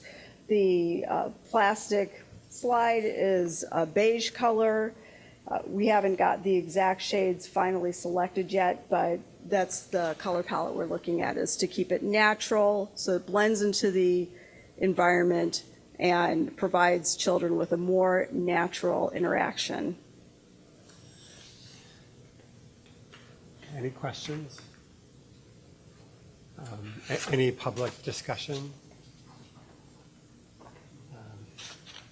Okay, would somebody like, I'm sorry. Would you like to come and introduce yourself, please? Well, a couple things. The first one, my name is Jeff Rao. I live half block away. Can you please tell us your name and address, please? Jeff Rao, R-A-U-C-H, 576 Sheridan Square. So I'm half a block south of there. And also, please sign up when you finish, please. Okay. I got a notice for this, but most of the neighbors did not, so they're probably not here. I'm not sure why the address is listed as there. That would be like the beach address. So people who are adjacent to it or right across the street didn't get a notice. We notice people within 250 feet of the closest intersection or property. So nothing from to the east of the road, but everything to the west within 250 feet from the playground. That's the requirement. Yeah, there's a problem with that, I think, because people within there did not get notified. Well, if they're beyond the 250 feet, they would not be No, notified. I mean, like they share the property line with the park, didn't get notified. Or We do have a program that will tell us how many properties will be notified, and that's what we used. Okay, well, whatever, it didn't work. Yeah, I was very curious as to, why, what is the criteria that you guys are doing here? I mean, what is the historic preservation of a park? Mainly, the role of the commission is advisory to the council in terms of whether or not the proposed alterations to the public park will have any adverse effect or minimize the adverse effect in the historic district. The commission is not designing the park itself. Okay. And it's only a recommendation, so maybe Laura can clarify what other opportunities the public may have in terms of the design of the park. I went to all of the community meetings and stuff, so, I'm aware of that. I mean, it's the first time I've seen the final design because it hasn't been posted online, but yeah, I mean, you recognize me, right? Yes. He attended all 3 meetings. I don't know if you were. Laura, can you get to the mic, please? Of course. Mr. Rao attended all 3 of the public meetings. He was an active participant and actually had a lot of great feedback. And I'm just not sure if you attended Parks and Rec Board because I wasn't there. I wasn't aware of that. Okay, so yes, he's definitely been involved. Okay. Yeah, I guess the first thing is I don't know if I'm the only one here from the neighborhood. There were a lot of people at these meetings and they're very interested. And it's not really clear what, if I don't think I can represent what everybody else was going to say. I would say maybe, delay it and try and get a better notification out. I mean, our role with respect to this is, minimal. We're probably really just going to determine our role as non-existent. I mean, they're not Okay. really, the issues at stake here about what kind of equipment replaces it are not really preservation issues in any material way. So, I mean, our role in the process is immaterial. I mean, this really isn't the right forum to decide what kind of playground equipment should go there. So what exactly are you deciding? I mean, they're really coming before us to ask for a recommendation whether this would in any way violate the historic preservation ordinance. And I think, at least my opinion is, it has virtually nothing to do with the ordinance. And so our advice will just be that we don't have any objection to this. It's not that we're the decision maker in terms of what kind of, the forums you already went to were the place at which those issues were discussed, not this meeting. Right. Okay. I think And then the I'll- final I'll city try council this. meeting, right, would also be a Mark? opportunity. Let me try it. I mean, part of it is this happens to fall within the historic district, which is why it's here to begin with. But the criteria that we're even recommending have to do with alteration, and you're going to say, what are we altering? Because we're not altering a building and anything else.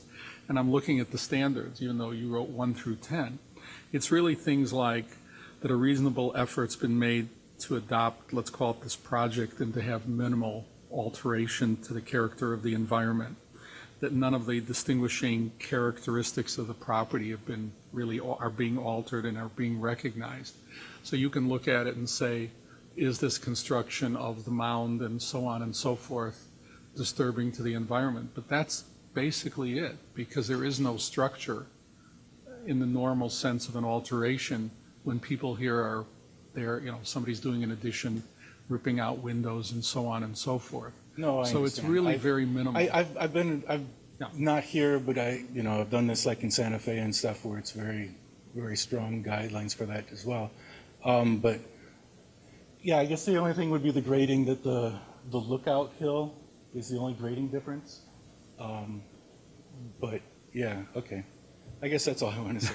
Thank you. Don't forget to sign up, please. Okay. Was there any other public comment? Any further discussion by the commissioners? Mr. Chair, I had a phone call this afternoon of a resident in the neighborhood who just wanted to know what the project was all about. I explained to her, I directed her to the website, and she just said, "Oh, well, that means I don't need to attend the meeting, as it's up to you. It's open." So that was the only call I got or email about this project. Would somebody please make a motion for advisory approval for the project? I move that we issue advisory approval review to City Council for the project at 241 Sheridan Square Garden Park for the renovation and alteration for the playground equipment improvements, and that the alteration standards 1 through 10. Second. Second. Second for Elliot. All in favor signify by saying aye. Aye. Or unanimous aye. Thank you. 1741 Hinman Avenue, Peter Giancarlo, applicant.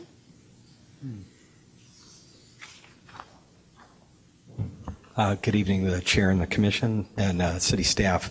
I'm Pete Giangreco. My wife Laura Tucker and I bought this house in 2007. The previous owners had done a really meticulous job of restoring the house back to the 1891 when it was constructed. The big change that they made was in the rear where there was a underground garage. The underground garage was filled in, a porch was built. And about 15 years ago, they added a 3-car garage.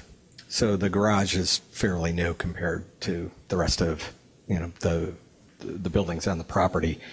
On top of that garage, we propose to put in, there's the garage right there, 12 Tesla solar panels. I have an electric vehicle, and the idea here is to try to get the vehicle off the grid.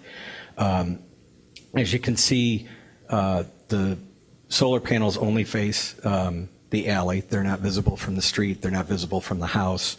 And in fact, the front of the garage has a little cupola, and you'll see that big oak tree there would make it not very feasible to have solar there anyway. You'd only be able to fit a panel or two.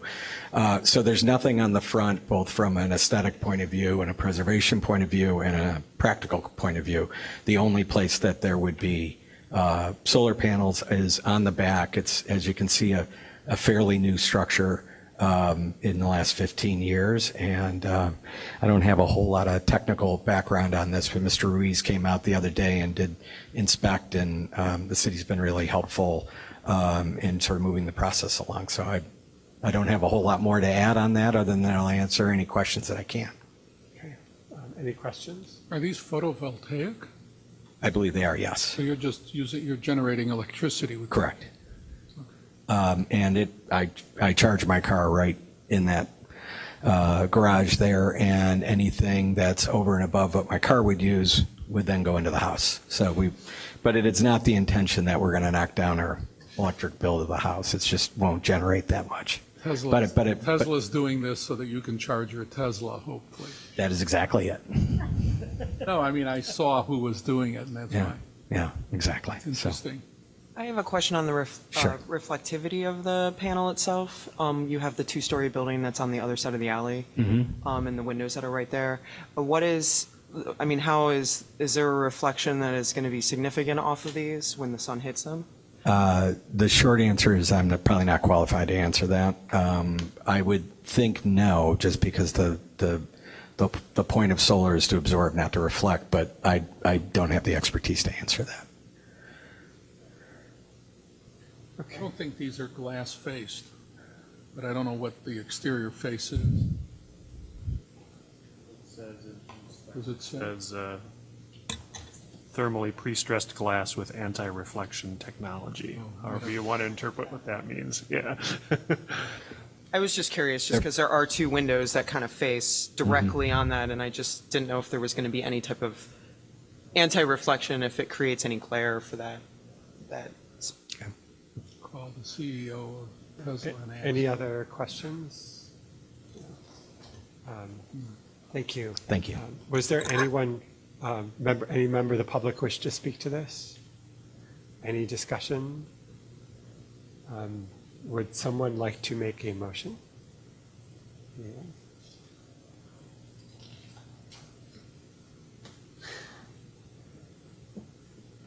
Somebody.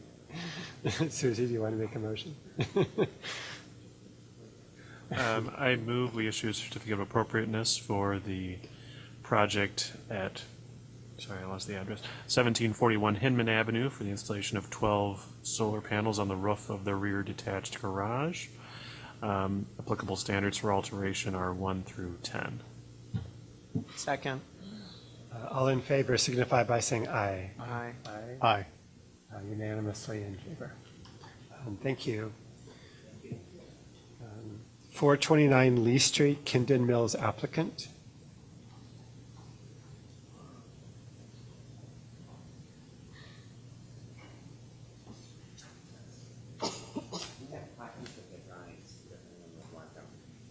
Maybe just pass them out, yeah.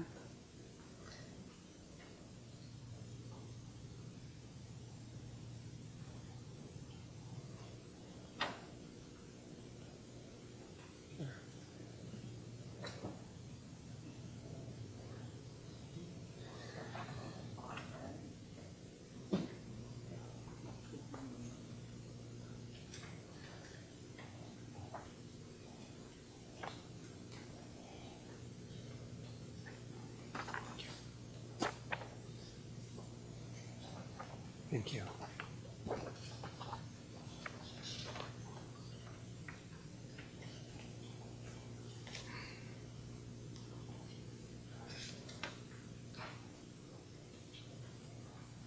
Your pen no longer functions. We'll I'm- sign I'm in, sorry, we'll have to sign in at the end because the pen no longer works. Okay. So, thanks. So, we are representing a homeowner. It is not my home or John's home. The house at 429 Lee Excuse me, Street- can you please tell us your name, please? Oh, I'm sorry. My name is Kindon Mills. I'm with Holbert and Associates Architects. And John Holbert with Holbert and Associates. We are working on a porch on a house on 429 Lee Street that was built in the late 1800s, in the 1890s. It was moved for the construction of Lincoln School. And in the course of the moving of the house, the front porch was lost, removed from the house. We have no images of the original house with its front entry, but as you can see, this is the front of the house. The organization of the house suggests that this is the actual front of the house, and yet it has no entry other than a mudroom. So the rear of the house, well, let me get back to the problem. The front stairs, which are concrete with a steel railing, are deteriorating severely. They're no longer, you can't walk them at all. Their mail gets delivered to the curb. So the owners are hoping to replace with a porch with an overhang that suggests an entry and protects the door, which is deteriorating because it has no protection. And in this, we would like to take cues from the existing house. So on the back side of the house, sort of looking for information, there are these kind of exaggerated brackets that hold up a deep shed overhang, a 4-foot deep shed overhang on the back of the house that is framed by, bound by parapet walls on either side. So our solution is really just a continuation of this existing language of the house. We're proposing to remove the front or south parapet wall from what is this volume that goes up to the belt course and put in a deep shed roof with a 4-foot overhang and match the thick parapet walls to either side, match the double exaggerated brackets on either side of the porch and build a fairly modest 5-foot deep porch with stairs that go across the back, really as a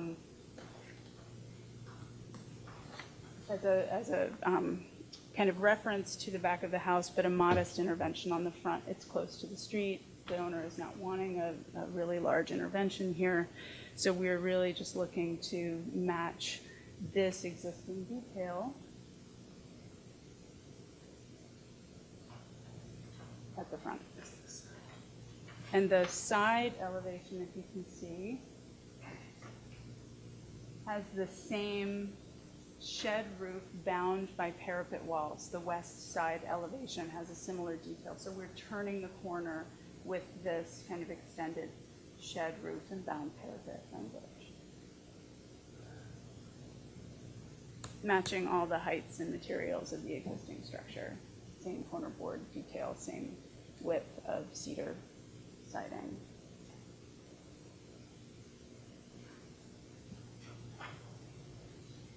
Any questions?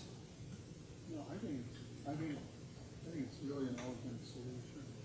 And it's really, this, I don't want to feed up the previous project, but it just picks up on how you can handle an addition and take things from Right.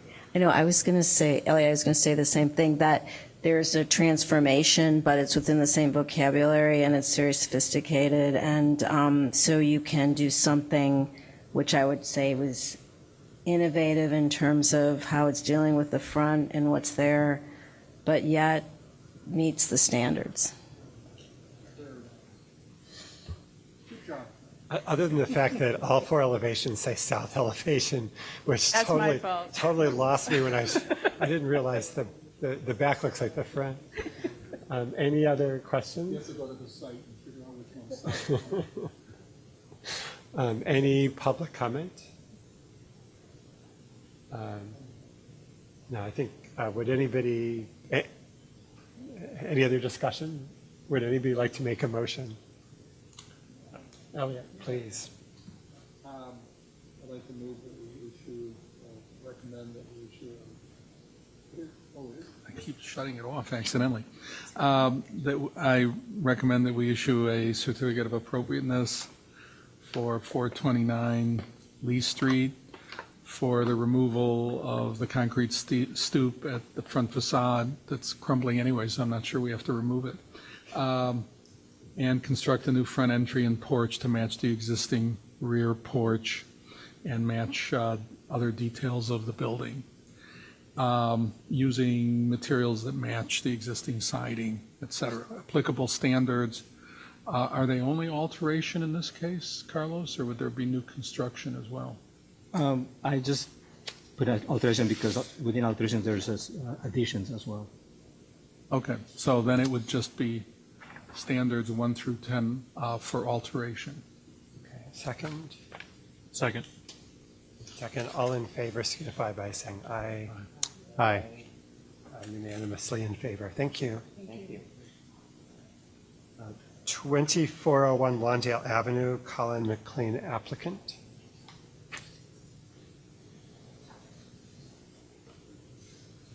Hi there, Colin McLean. I'm the owner at 2401 Lawndale Avenue. And let's see, did I accidentally hit a button?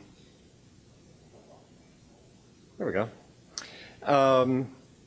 I bought the house in 2008, and we bought the house from the previous owners because they had been really meticulous in maintaining the property, and I think they actually sought the historic designation. And the house was really well preserved. We added a master bedroom in 2010, and we're here with in front of you all at that point, and we tried to really keep the aesthetic of the house in going through that process.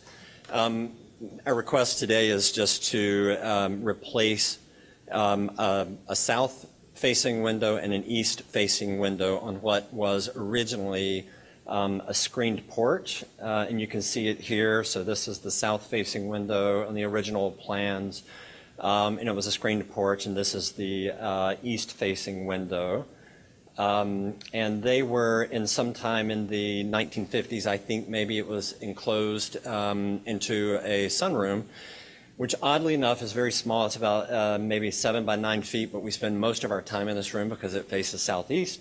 And the windows are cracked, and they're the aluminum, kind of roll-out louver windows that you had in the 50s.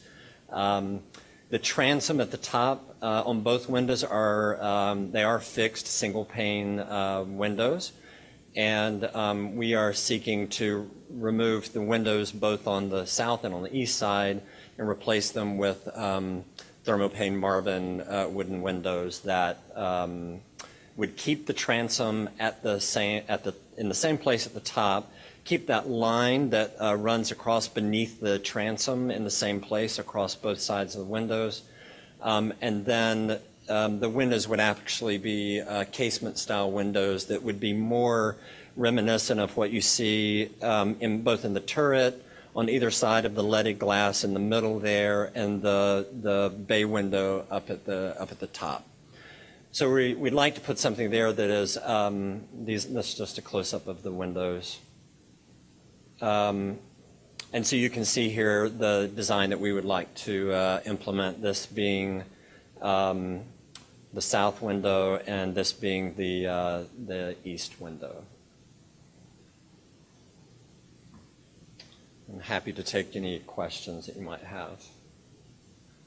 Julie? Hi. So let's see. It says that they're clad. Is It that does. right? And so, but you said wood, so I wonder. Well, the way the spec is written, it's a wood frame Yeah, window, but and it's clad. So it is clad. So the exterior. So I'm just wondering because the existing windows are wood, right? They're aluminum, but it's Oh, because excuse it was me, all in- manually in the constructed. rest of the house. The top part is wooden, Uh-huh. wooden with a fixed plate glass, but then the inset below these louver windows, they are all aluminum. Right. But the existing casements in the house, what are they? The ones We in actually have a mixture. You do? So in the window, in the bay window, they are actually Marvin clad windows on the second floor. Oh, they are. They So are. those were changed sometime. They were, Yeah, by the what- previous owners. What? It's okay. But so those are clad already. They are, yeah. Uh-huh. Okay. And I just want. And then so some are wood, and then the ones that were replaced were clad. they were, yeah. Yeah.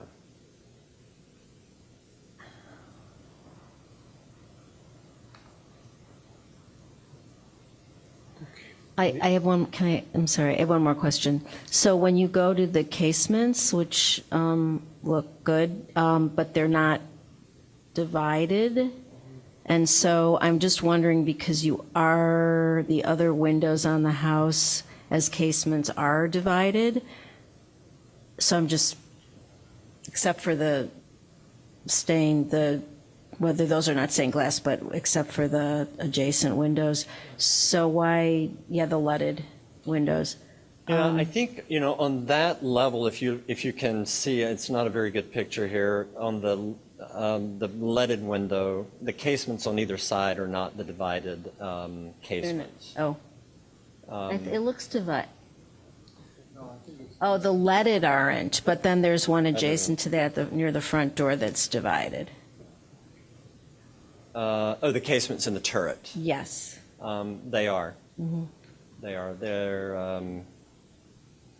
are divided. I think that our concern was just the,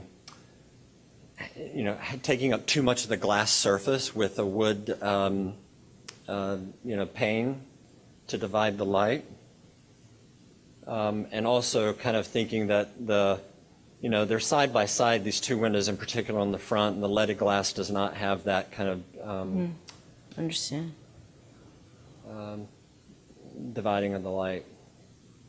I actually think it's fine to have them open Yeah, and no, I undivided. just was I think it looking. reads the way it reads like what it is, which is a screen porch that got enclosed. So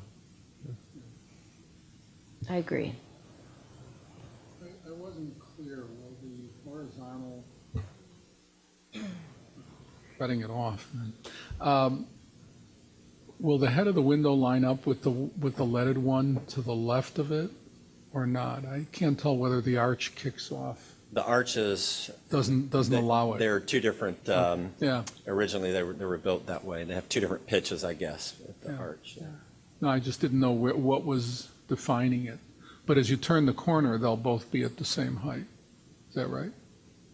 I'm talking about the squared off opening and the rounded opening. Those are all going to be the same height casements? They'll be exactly, are you just talking about the casement window or the The new overall casements, opening? not the arch. I mean, the arch portion is special. Yes, the arch, the casements on both the south and the east, that where it divides the transom from the casement, that'll be just like it is today. They'll be the same. Okay. And the casement windows will be, the height will be the same. I think the width of them, you have to look at just because the window here is a little bit wider than the window here. Right. So the casement widths may be just slightly different, but the heights are the same. Okay, any other questions? No. Any public comment? Would anybody like to make a motion to approve? I move to issue a certificate of appropriateness for 2401 Lawndale Avenue for the replacement of the front porch non-original windows with Marvin aluminum-clad wood casement windows. Applicable standards include alteration 1 through 10. Second? Second. Elliot, second. All in favor signify by saying aye. Aye. Aye. Unanimously in favor. Thank you. Thank you so much. Okay. You left out the currently broken and drafty from your motion. We have to take his word for that. We didn't test it. 1015 Michigan Avenue is to be continued to August 6, 2019. Would anybody like to move? Susie? I move to continue 1015 Michigan Avenue to the August 6th meeting. Second, Elliot, second. All in favor, say aye. Aye. Everyone who's in favor. Thank you. Last order of new business, I think, was 1206 Hinman Avenue, Pauling applicant.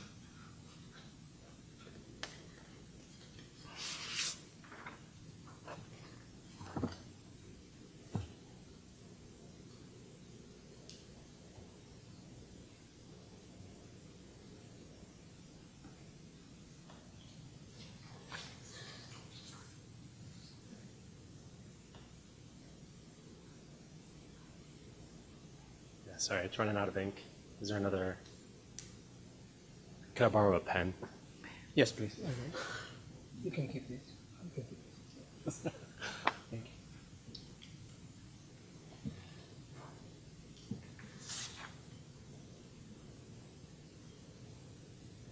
Okay. All right.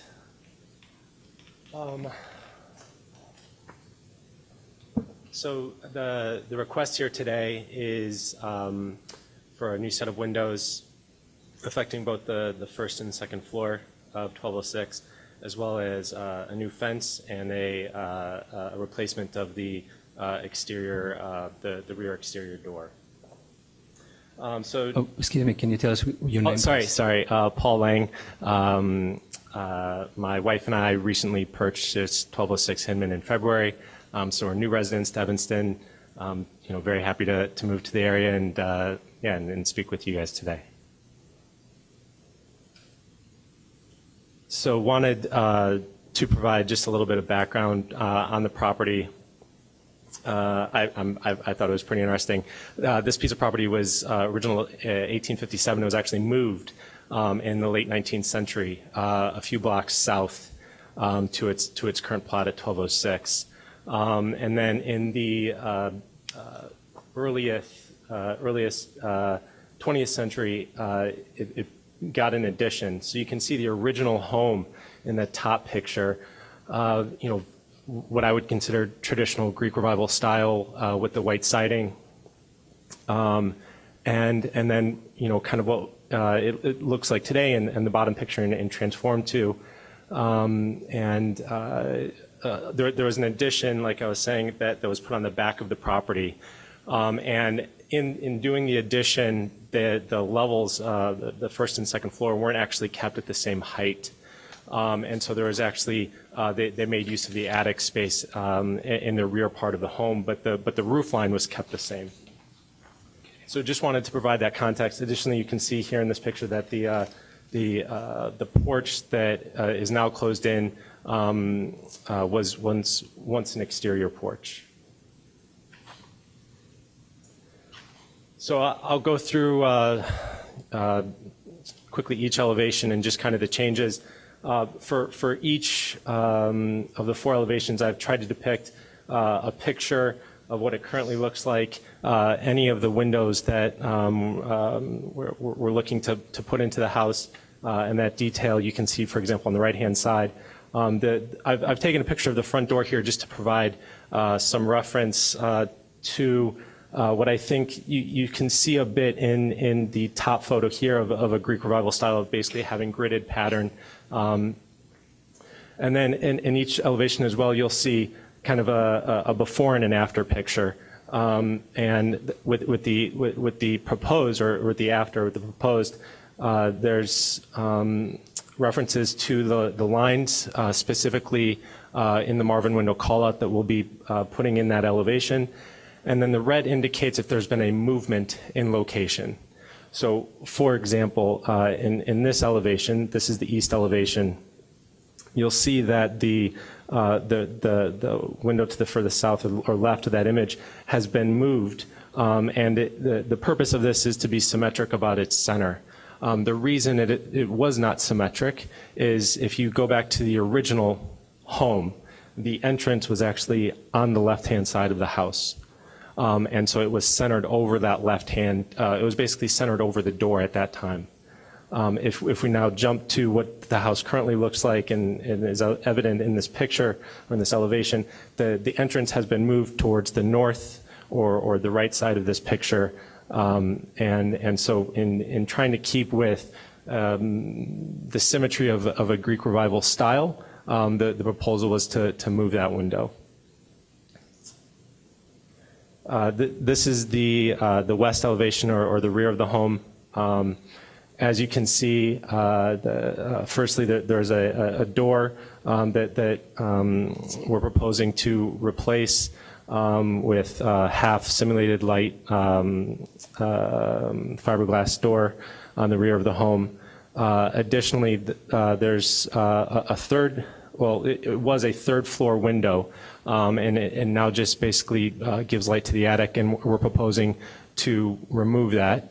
And I should just say any removing or movements of windows will be patched with stucco in kind. And then additionally, you can see that the windows, and this will be more evident actually on the north and south elevation, but the windows in the west elevation are here we're proposing to move them higher. And the purpose of that is really to keep them at a consistent height throughout the house.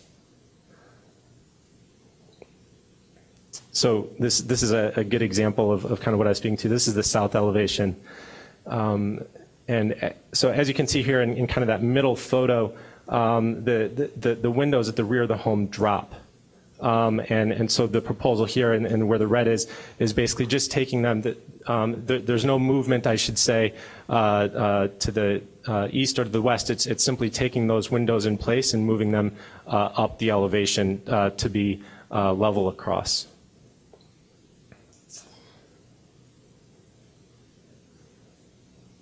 And then similar for the north elevation, and I'm sorry I had to split this over 2 pages. But here you can see firstly there's 2 windows at the top that would also get moved higher.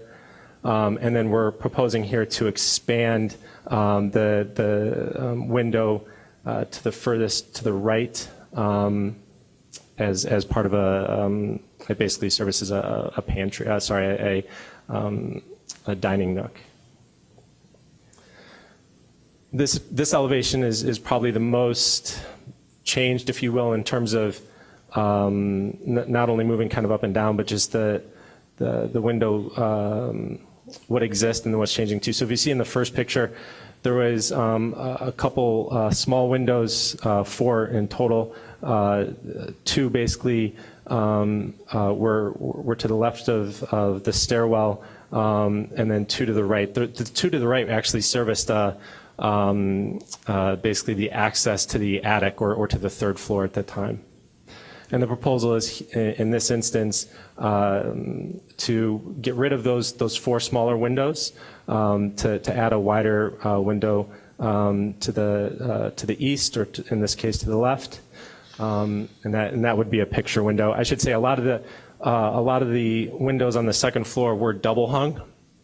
And in terms of the style, you can see most of them do not have any grills or anything of this sort. Like I was saying, that front door does have some grill patterns to it. There are 3 windows in this elevation. There's 2 in this elevation, and then 1 in the rear of the home that actually do have a grid pattern. This is just some additional detail for you in terms of what the interior windows look like, as well as the brick mold. That's it. So the windows that are being replaced are from what period? So it's tough to say. I'm not sure. They don't seem to be the original, given that, as you can see in the earliest photo, the first photo, there is a grid pattern represented within those windows. But I'm not familiar with what age they are. They're wooden windows? They are wooden. They're quite fragile. There's a lot of them didn't. Some of the reason for the fragility is a lot of them didn't have proper headers, and so there was actually a couple that just in opening them they cracked. So they are quite fragile. Did you have any photographs of the existing windows in your I don't recall seeing that in the package. So these are the other than there's obviously these far away photos that I tried showing, and then the only close-ups I have were kind of these from the interior. I do have I've documented a whole lot of this project. This has honestly been quite fun for us. So I have tons of photos. I just I don't know how much to provide, and this seemed to be a fair amount to give you an idea of what currently exists and what we want to do with it.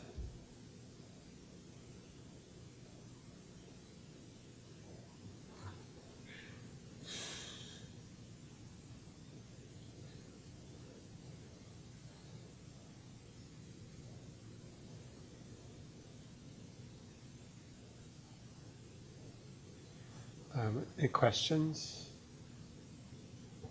Are we reviewing the fence as well? Yes. Sorry. So, yes. yeah, if you could maybe describe that. Yep. Apologies. So this is a class survey. So as you can see, I've tried marking where the fence would go. So you can see there's basically 3 heights of the fence. An 8-foot fence along the rear of the home that backs up to commercial property. A 6-foot fence along the south side of the home, and then a 4-foot fence on the north side.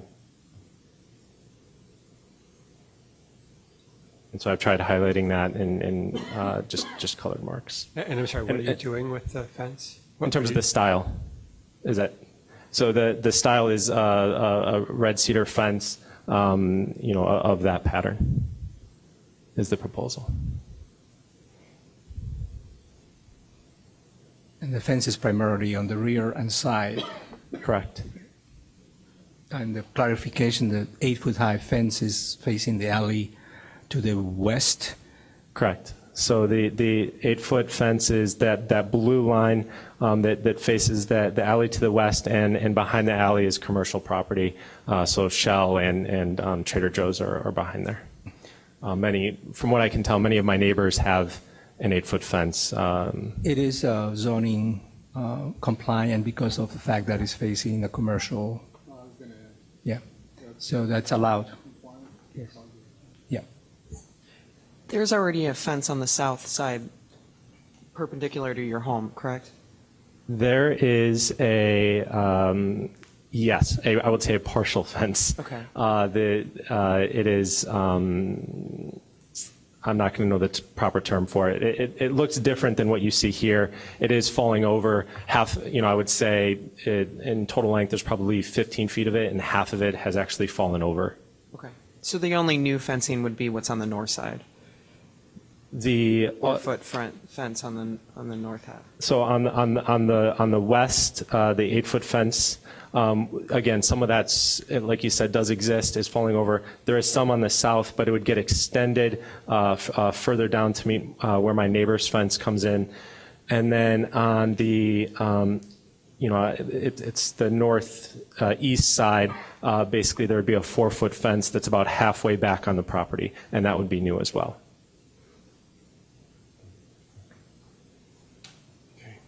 Any other questions? Okay. Any public comment? Any discussion? Any motion? Well, I can start it off, I guess. I think, in thinking about this one, I think that it's really key to look at how the house evolved historically. So it did start as a Greek Revival house, but as the survey notes, it was basically transformed in 1910 by this almost Prairie Scott style wraparound porch. And presumably they replaced all the windows at that point with these single 1/1 windows, if not before. And I think that transformation that happened historically, in which the survey describes as a historic alteration, and which I agree is kind of significant in its own right as a design intervention, I think that has certain implications. And I think it means that you probably shouldn't necessarily think that you're going back to the Greek Revival style. I think you have to embrace the kind of hybrid you have. And so because of that, I would not put in divided mutton grills in the new windows. I would match what exists with the 1/1. I would not want to see you change the position of the windows horizontally. I think the one is off center. That's part of the story of the house. I think it's a mistake to try and recenter it and pretend it was always symmetrical and perfectly balanced. I don't quite understand the whole implications of all the interior floor lines and the changes in heights. I think maybe I could be convinced with a little more information to shift those windows up so everything's at least at one floor level, because that's a little hard to understand. But I think I would like to see this come back and be revised and resubmitted with that kind of thought process in mind. I think just given how the house evolved historically, it's a mistaken approach to think it's going to be returned back to the Greek Revival style. I don't think I wouldn't recommend going that direction with these windows, or by demolishing all the 1910 additions or anything like that. I mean, just for clarity, the ordinance does, it's really standard 4 for alteration, does state that changes that have taken place over time are really considered part of the historic structure. And we have fairly often had people come in, I mean, doing much more, violence to the house than you are, whose theory was that they should, remove massive, sometimes architecturally significant features because they weren't part of the original house. So I don't know that I feel, the particular alterations you're doing are not major alterations. And I think, the issues are more subtle issues. But yeah, the idea that you would be restoring the house to the 1857 look did seem contrary to what the ordinance requires.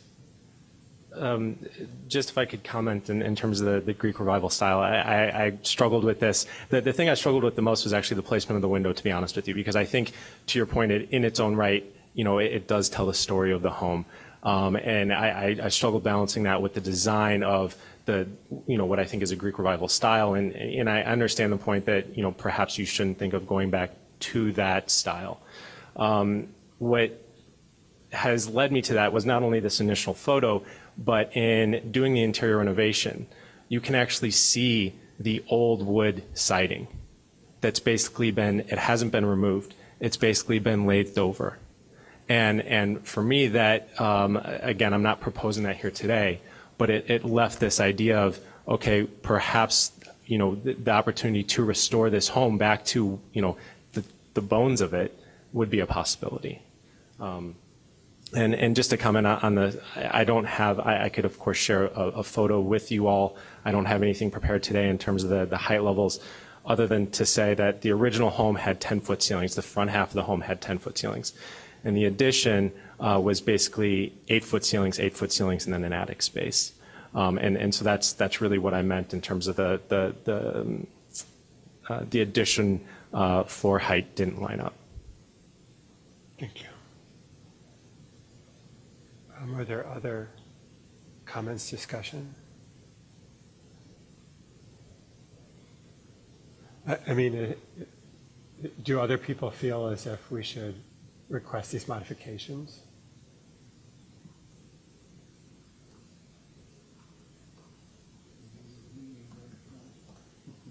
No? I don't take issue. I mean, I understand Commissioner Ken's comments, but I wouldn't take issue. I would think that we have enough information to issue a COA.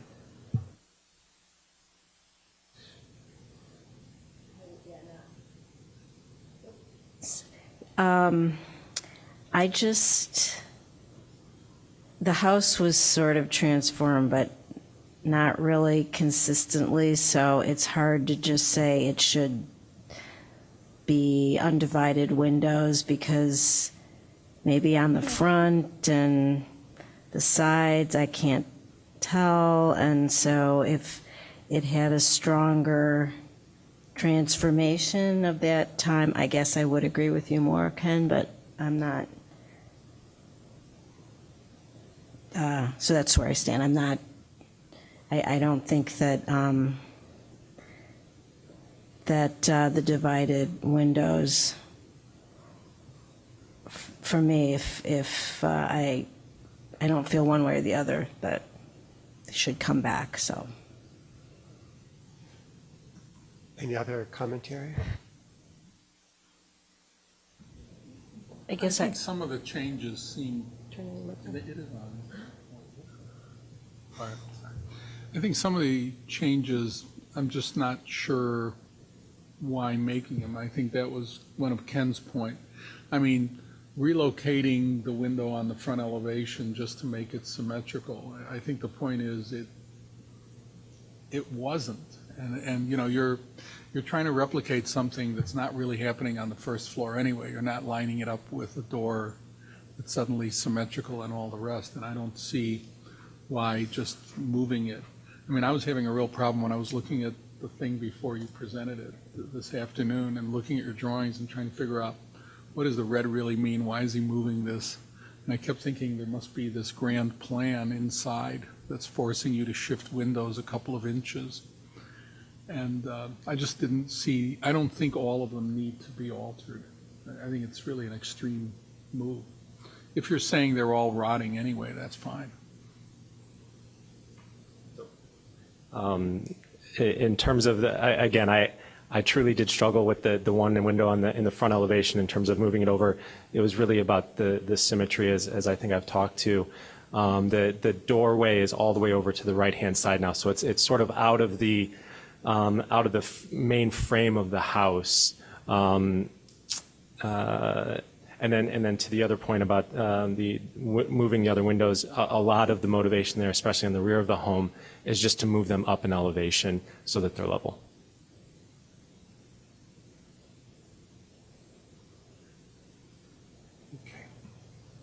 I was just going to say I have to lean towards what Ken's saying in, you know, there was this major change made to the house that in its own right has significance now. So I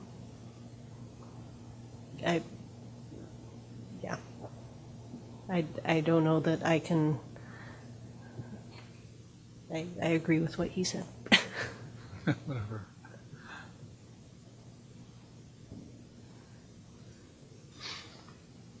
Yeah, would anybody like to make a motion to approve? And I move to issue a certificate of appropriateness for 1206 Hinman Avenue for the replacement of the kitchen windows, enlargement of dining window, replacement of the pantry window, replacement of 17 windows and removal of 4 smaller windows and adding a picture window. And then the window openings created for moving windows will be patched to match stucco and brick mold, replace the door on the rear west elevation, and install an 8-foot fence on the west, 6-foot fence on the south side yard, and 6-foot fence on the interior north yard. Applicable standards include alteration 1 through 10. second? Elliot, second.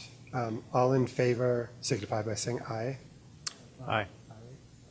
So there are 1, 2, 3, 4, 5, and then opposed are 2. Okay, thank you.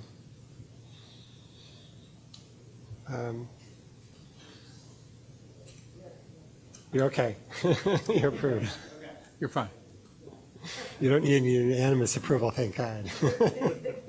The meeting minutes of June 11th, I don't know if you got comments. I think there were slight typos and stuff. I don't know if there were.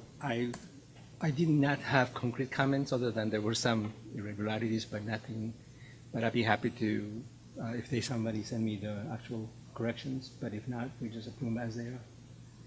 I think I sent you an email with just some very Yeah. minimal corrections. Right, but I couldn't really go over. Yeah, I think we could approve the minutes subject to the typos and so forth. Would anybody like to make a motion? I think we need a motion to approve the minutes of the, Elliot? I move that we approve the minutes of the June 11th,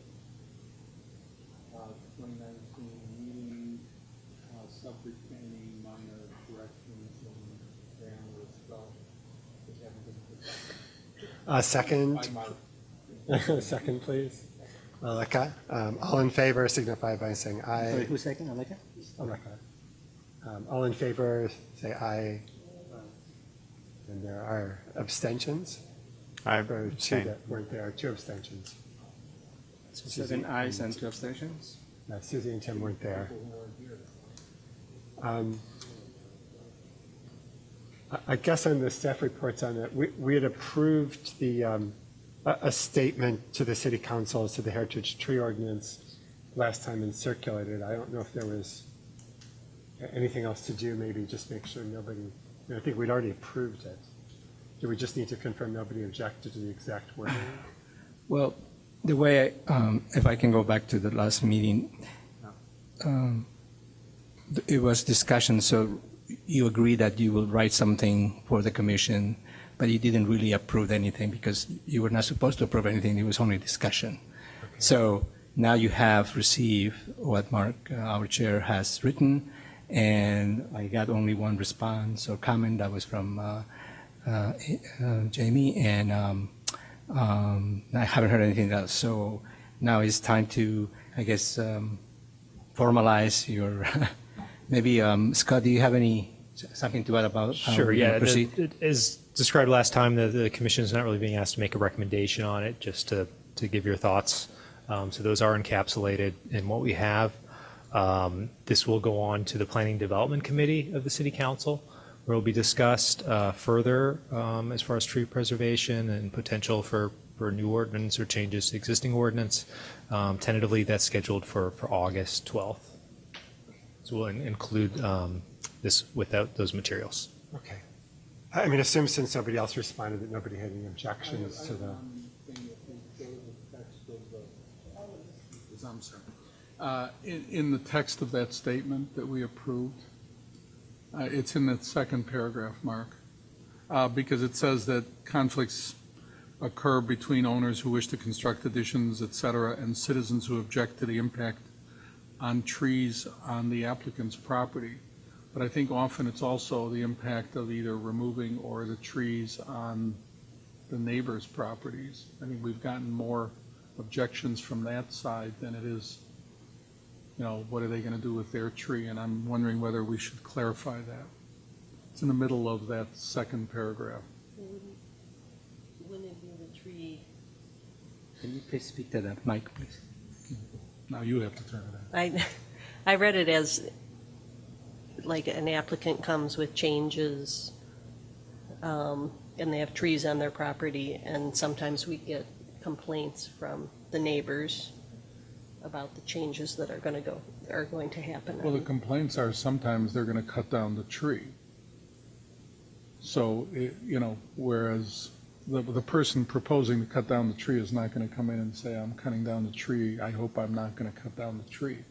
So the complaints have been lodged from neighbors towards the proposed project, and this reads as if it's citizens' impact, and I'm not sure the word is on trees. It says on trees on the applicant's property, so I'm not quite sure what you meant by that sentence. I mean, I was definitely thinking of the situation where the trees were on the applicant's property. I mean, I think you're right. We've had, I'm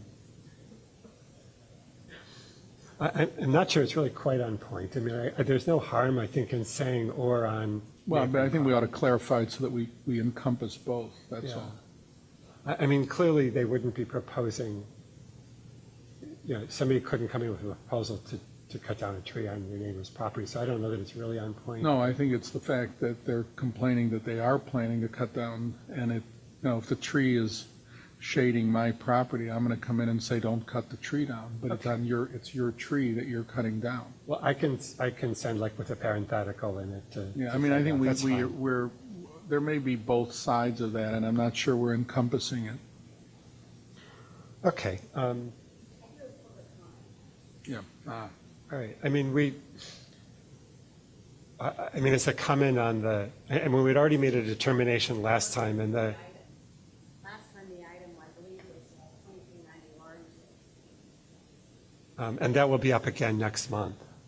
I understand. So this was the first time that I saw the first tree ordinance on the Yeah, and again, we're not, I mean, the planning and development, the next step will be the Planning and Development Commission of the.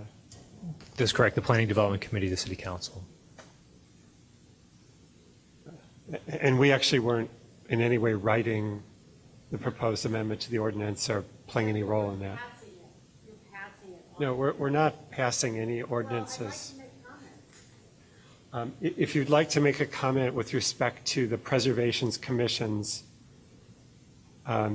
statement that the only conclusion we read, there were, I don't know, did you have the statement that was sent? Yes. Okay, I mean, if you'd like to comment on the statement that was sent, please come up and comment. It's not about the statement, you're just foreclosing public comment. We're not, I accept that, that's fine. the ordinance is not going to be written, decided in any way by this commission. It's going to go, It could be. It's, It could be, but you're deciding to pass it over to planning and development. okay. Our rationale was that we don't have any expertise in trees. Okay, if you'd like to come up and say something, please do. Prepared comments to be very quick. My name is Leslie Shad. I'm already on your list. I live at 1110 Judson Avenue, and I co-lead Natural Habitat Evanston. I just want to say that central to the Historic Preservation Ordinance is fostering civic pride in the beauty and noble accomplishments of the past, safeguarding historic and cultural heritage, preventing urban blight, fostering the welfare of the people of Evanston. Imagine a historic district without old trees. It would be a huge loss. But even worse, imagine a climate-changed world where we lose the tree benefits of cooling our homes and streets, filtering our air and water, and quieting noise. That's why the Climate Action Plan of the city cares about trees. In June alone, I'm going to summarize this, but basically I got five big oaks and elms that were coming down only in June, not including the two from 2390 Orrington. In addition, there are 4 other trees aged 70 to 90 years old, only in June, all of these trees that are, slated to come. So I'm just letting you know. Oh, and why it's for multifamily rentals, expanding a garage office, and splitting a house into 2 townhouses. Some of these were before you all. So we're losing big trees now. I'm just letting you know. We are losing big trees now. And they are an important part of our history. A certificate of appropriateness says that it doesn't have to cover everything, but it and the rules specifically refer to landscape, and trees are landscaping. The rules say when no COA is needed, it says if the appearance of the grounds is changed, then a certificate is required. It talks about the rhythm and spacing and structure on the streets. It considers whether the proposal is compatible with the place to which it's visually related. Similarly, the COA looks at the aesthetic integrity of the landmark and character of local historical districts. The construction standards of review talk about walls of continuity. There it says it addresses site structures, such as land masses. Land masses actually included in site structures. Okay. Changes in the footprint also require submitting a landscaping plan. In addition, the rules say major work includes significant changes in landscaping features, and which removing a big tree would be a significant change in landscaping features. Other landscaping work reviewed by staff come back to the commission if they're substantial. I appreciate your letter to planning and development. However, our history includes the oldest things in Evanston. It's your mandate to preserve the character and culture of Evanston.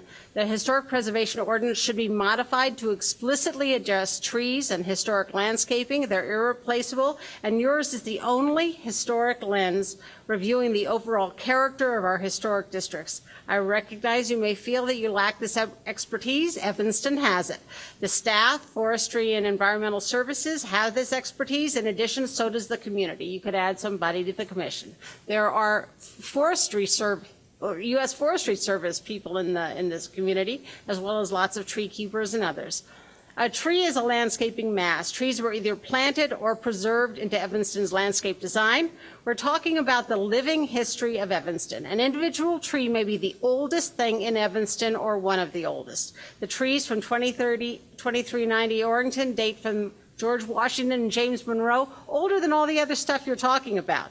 The idea that the Historic Commission approval would take out the oldest things in Evanston for a new construction or addition is just extremely problematic. That's my comment. Thank you. Okay. I mean, just to be clear, the Evanston has a tree ordinance which the city council passed. The city council decided that lots of under 2 acres are not subject to the tree ordinance. In our recommendation, our recommendation is that the city council reassess that and that there be public comment and discussion on that, because we realize that it's not that protective, and we agree with that. But Yours is the historic lens. again, I'm not going to argue with you. I'm hearing okay. what you're saying, and you're passing on it, and I just don't think that's Okay. All right. Well, that's our replacing the decision. oldest things in Evanston with new stuff. Okay, that's what your job is? I didn't think so. Okay. Any other comment? Any other discussion? Okay, thank you.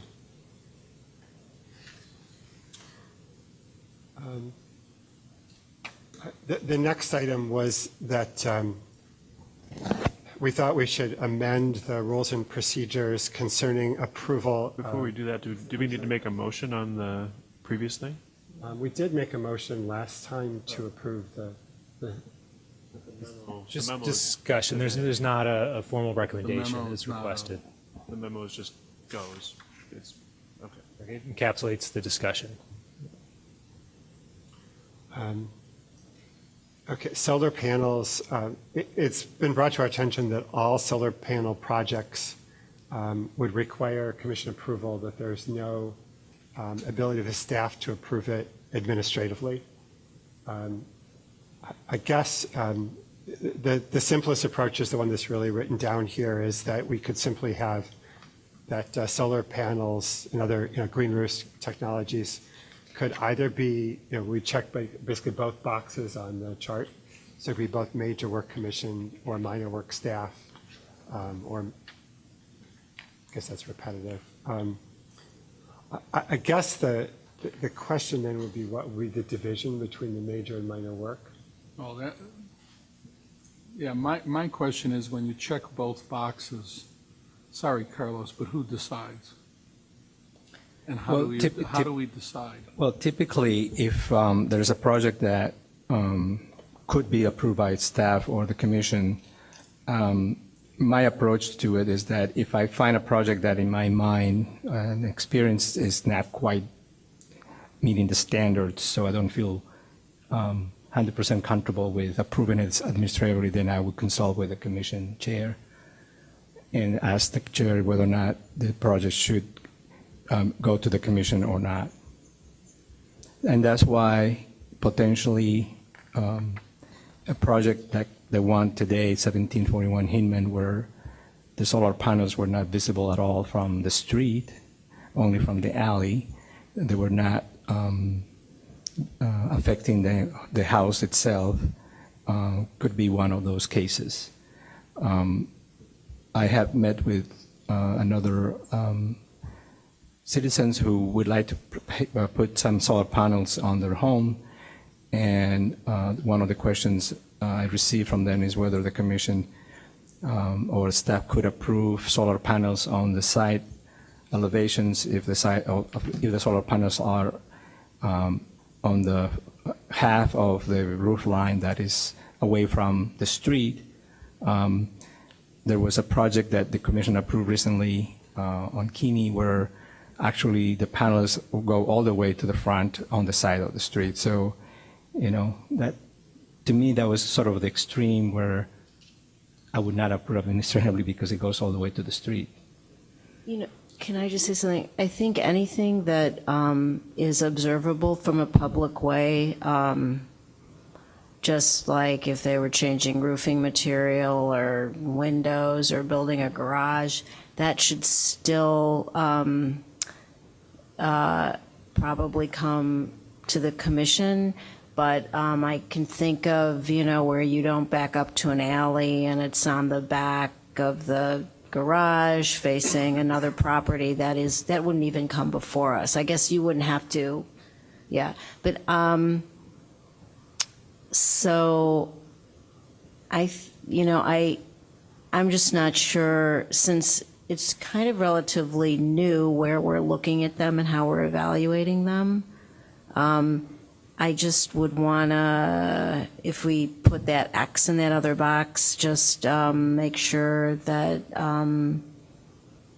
you might be more conservative about the approach of just pushing something through because it's on the back of the house or something. Just, I don't know how to, I think that's probably why we just said the commission should review it because of that reason. But I don't know. I'm just responding to Elliot. What do you think of really the dividing line that Carlos proposed, that if it's not visible from the public street, that it could be administrative approval? Well, are we only talking about the proposal of that box 54 right now, Carlos? For solar panels, yes. Yeah. Well, it's one thing to say solar panels, and suddenly we're talking, and let's ignore green roofs momentarily. But once you start getting into wind power generators, I mean, we're starting to really put objects out there, and it's no longer, we've been reasonably good about panels that pretty much hug the surface, and the issue was always, do they look like the shingles, or how do they fit within, can you remove them, and what happens to the shingles? And now we're actually putting now, once you start talking about wind generators and whatever else, now you're really putting an object there. I mean, I'll call it sculpture in a generous manner, but, what is it? It's no longer something that's innocuous and somewhat not visible like today's. I mean, he was talking about it as if it's in the alley, you don't see it, and you asked the question about what about across the alley, but it also is that the alley is the public way, whether we like it or not. Well, I also attach with the packet the National Park Service take on solar panels, and they have numerous examples of how it can be done. So the National Park Service is not opposing solar panels; they're just showing you how it could be done. I don't think we're opposing them. As far I understand that, but what I'm saying is that there are certain standards out there by the National Park Service that I can maintain, look at, and if I don't feel comfortable or whoever might be doing this in the future, be able to refer that to the commission. I don't think the intent is that anything goes without ministerial approval. And I think part of the reason, well, the reason for citizen request was just that the approval process itself can be burdensome. And if it's just a no-brainer like I think the one today to the rear facade, that maybe it's better to have administrative approval. Well, I think the man who came and spoke about it 2 sessions ago, whatever, was really making, I mean, the entire argument was focused on the idea that there was a grant that was expiring. Not that our process is lengthy or our process is tedious. Oh, I've got a deadline to meet. What did you say? There was, I don't think you were here. No, but- I was. So but what did you say? The proposal was all based on the idea that, there was a deadline that he was trying to meet and that it may or may not interfere. Wasn't even clear that he was applying. Oh, I don't think he was applying. He was just concerned that we aren't, that he didn't want to see barriers to, like, more barriers than normal on solar panels and some of these. Well, I think he said that he didn't want to, he was like, why should he, spend the money on having someone make a drawing to show where the panels are? And he said that. That was one thing he did say. Yeah. And then I don't think you can make that argument. Yeah, that's true. You can't, I don't think you can. So part of me. And yeah. you have to make a drawing for Carlos too. I mean, Yeah. even Yeah, for so administrative it didn't approval. make Well, he sent an email to my office where he's basically saying that he was happy to see this being taken by the commission again, and that the project at 1741 was the type of project he was referring to. That's basically what he said. I mean, we do want to encourage solar panels and facilitate them, and I think to the extent there are solar panels not visible from a street as opposed to, for example, the alley, that we could at least give Carlos the choice of approving it administratively. I mean, the problem right now is he can't approve anything administratively on solar panels. The way- on solar panels. Right. My problem with 54 is lumping all those things into one. I could see solar panels. I can deal with the green roofs because in most cases that's an implication that it's probably a flat roof. There may or may not be some kind of a parapet around it and nobody's going to see the quote green roof unless they plant something who knows what, and that may not be objectionable either. But I think once we get into what kind of wind generator turbines. and machines Can up we there. separate those out? That's why I'm asking. Yeah. Can we separate those out? If we're checking both boxes, I mean, the implication is if it's visible from the public right-of-way, it's going to come here. And if it's a wind turbine that's 100 feet tall, it's coming here.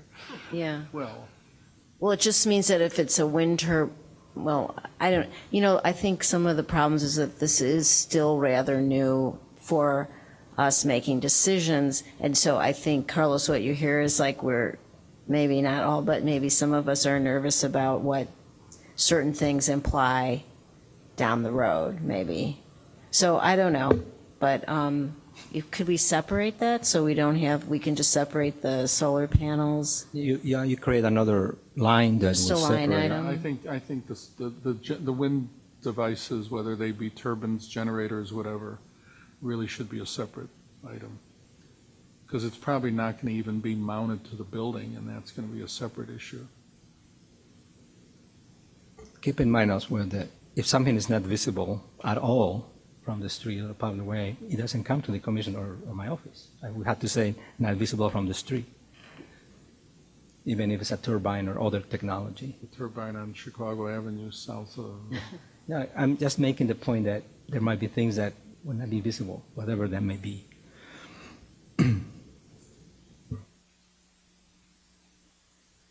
So if the direction is to add another line to this rules and procedures to separate solar panels from everything else. I think solar panels and green roofs could all be in. And green roofs too, okay. Could be, as one category.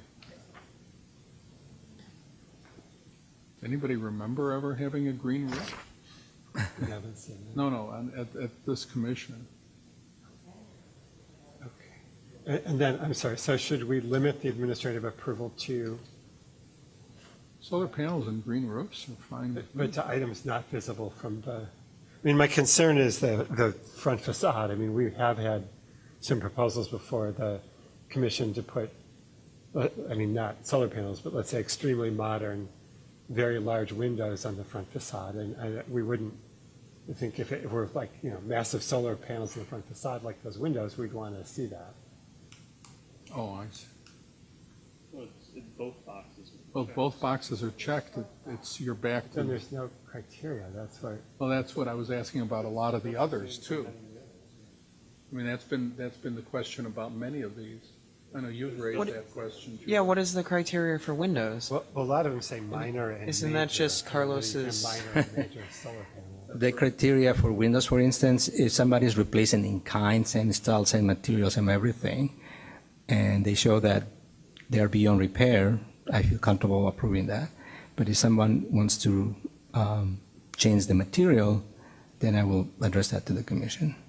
Well, but see, that's what came up with the one that's withdrawn tonight. I mean, we had that correspondence.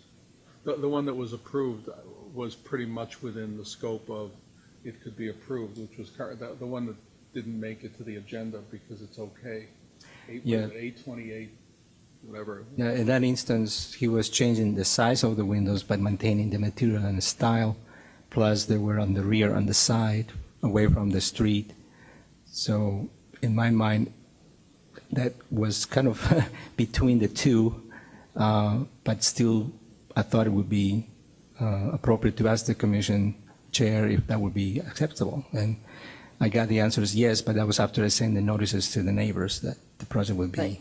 You know, since we have things like, well, chimneys, alteration removal of chimneys, it could be administrative, right? I mean, you can see different items that have check boxes. It just seems like roofing has that as well. Right, so if someone So, wants to replace, so I think we should have solar panels fits if you're thinking about them just in that same way, then they should be in both boxes. I think we should just agree to do both boxes with Carlos understanding that if it's visible from the main public way, then it should come to us for review. All right, so there seems to be consensus. Do we need to have a motion and a vote on? Per the existing preservation rules, they come before you written, and then the following meeting, you take action on the changes to the rules. So next meeting, it would be. so I will have Scott?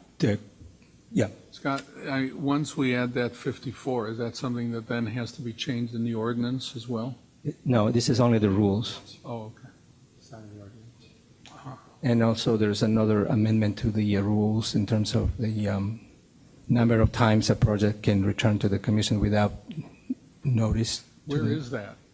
It is in, let me see, can I just have that? I couldn't find. Page 106 of the packet, that would be in the rules, Part of the rules. under Article 4. Oh. And I think the idea here, and so maybe another word or two could be inserted, is that when there's an item that's continued without presentation by the applicant, that should only occur 2 times, and then after that, it should be renoticed. With concern just that if neighbors are trying to follow a topic, and if it's just every month continued for 6 months, 8 months, 12 months, they could kind of lose track of it. Whereas having the new notice go out would then alert people that it's back on the agenda. So, for example, we have 2390 continued last month and this month. So that would be the 2 times. Where now, if they apply with a new revised plan, we will notice that again. When do you place it, when we see it on the agenda, and it may say withdrawn, or that the applicant has requested, how close to a meeting do you do that? Do they have the right to do it 5 hours before? Well, we try to do it before it goes out on Friday. But one thing you have to remember, we cannot compel someone to appear on a meeting, even if they're on agenda. No, but If that's they the decide real not to come, hardship. they would not come. That's the hardship, because the neighbors see it on the agenda on a Friday. And then, you know, we've had it where they come here, and then they're told it's been withdrawn. And I think that's where, you know, whether we call it a penalty or something, really needs to be imposed. It's one thing to say, it's the 1st of July, I'm not going to appear at the August meeting. And it's another thing to say, it's August 9th, I'm not going to appear this afternoon or this evening. Okay, I understand. But currently, we don't have any provisions of that nature. I mean, the 2-month rule, two continuances without presentation would be I mean, it's a broad brush approach, but it's the closest you're going to come to restricting people. So, for instance, the project at 1015 Michigan, the owner at the last minute couldn't come. He's out of town. He called and said, I'd like to continue this. Also, sometimes we want people to continue to present a better plan, or they receive neighbors' objections and they decide they would prefer to address those objections before making a presentation. But that's different, because when we've said, do you want to come back or whatever, I don't think that's a continuance. No, it's 2 meetings without presenting. Oh, or without, yeah, okay. Is everybody okay if that's incorporated in the rule change for next time? Yeah. Yeah.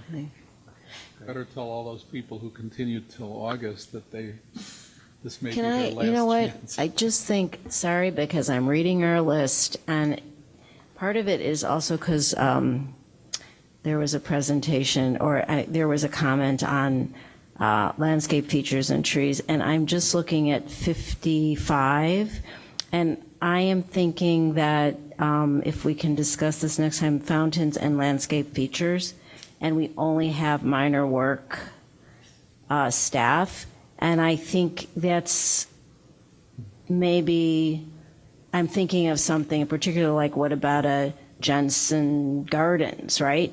Why would that ever, what if someone was ripping those apart? Why would that ever just be minor? We just, you know, we have not checked that other box. So I just think that, can we bring, what do we do? Bring that up next time? That I think there should also be that major work box. And then I suppose if there was some significant landscape feature that someone was destroying, that would have to come before us. It wouldn't just be administrative, because now there's just administrative. That's what it says. So we would just have 2 boxes then? Yeah. Okay. That's good. Who's the landscape expert? Julie, since we've started to run down, we're going down You that know path. something, I mean, a liaison, but in particular is being destroyed, and we know it. I mean, really, just think about what has already started falling apart, and I mean, in the Harley Clark Mansion, that was a particular specific issue that was raised. It's Yes. not only Consider. the fire pit, which is a landscape issue, and I think got somewhat trashed over the last it couple has, yeah. weekends. But there's also the grotto to the south of the building, so- which city was going to pull out a couple of years ago. So Unilaterally. it just seems that because one of the things I must say that Leslie brought up is, I mean, this should be thought of in the same way as buildings when we're thinking about things, if they're of major influence on the property or whatever. I mean, it should come into our dialogue, however we decide upon it. It should not be not part of a dialogue we have. And it is listed in the, it is listed in the standards. So it is something that we should be also thinking about.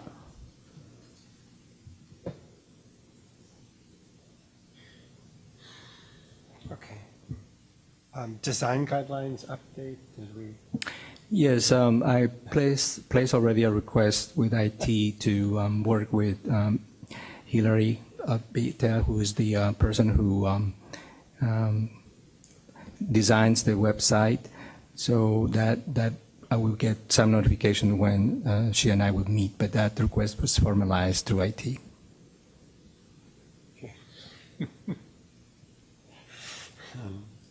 All right. I was trying to decide whether Julie and I should form a new three-person commission to revise the design guidelines that we generated 3 years ago.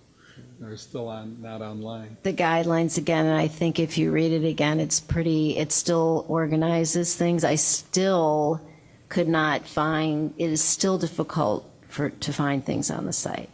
Just, so.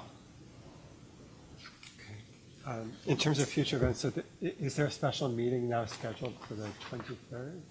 Yes, so I have at least 7 commissioners who can attend the July 23rd special meeting. The item on the agenda would be 1215 Church. It's an application by the YWCA to demolish existing house, and also a planned development to build a new facility north of where the house currently is. That is not in the historic district, but it's adding an entrance for the complex that would be part of the historic district. So it's a little bit convoluted in that sense. So they have submitted their application today. I received it by sometime after 5 p.m. and tomorrow I'm supposed to meet with the attorney to go over the application, make sure that everything they need is in place. And there will be another city project on the agenda as well for the improvement of Main Street. Within a small portion of it would be in the historic district, so that's why it would be here too. So I have 7 commissioners that confirmed. 23rd? The 23rd. Do you want to mention the award? Sure. So you received the information of the nominations, and also we have the reception this coming Thursday at 6:30 p.m. I'm hopeful that you can come. I understand some of you cannot, but I would need also some assistance to be a good host.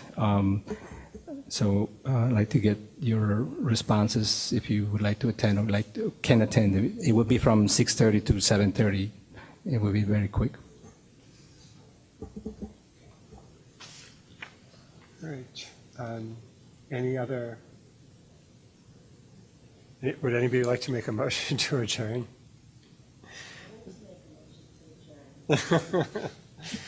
Second, all in favor? Aye. Thank you. Aye.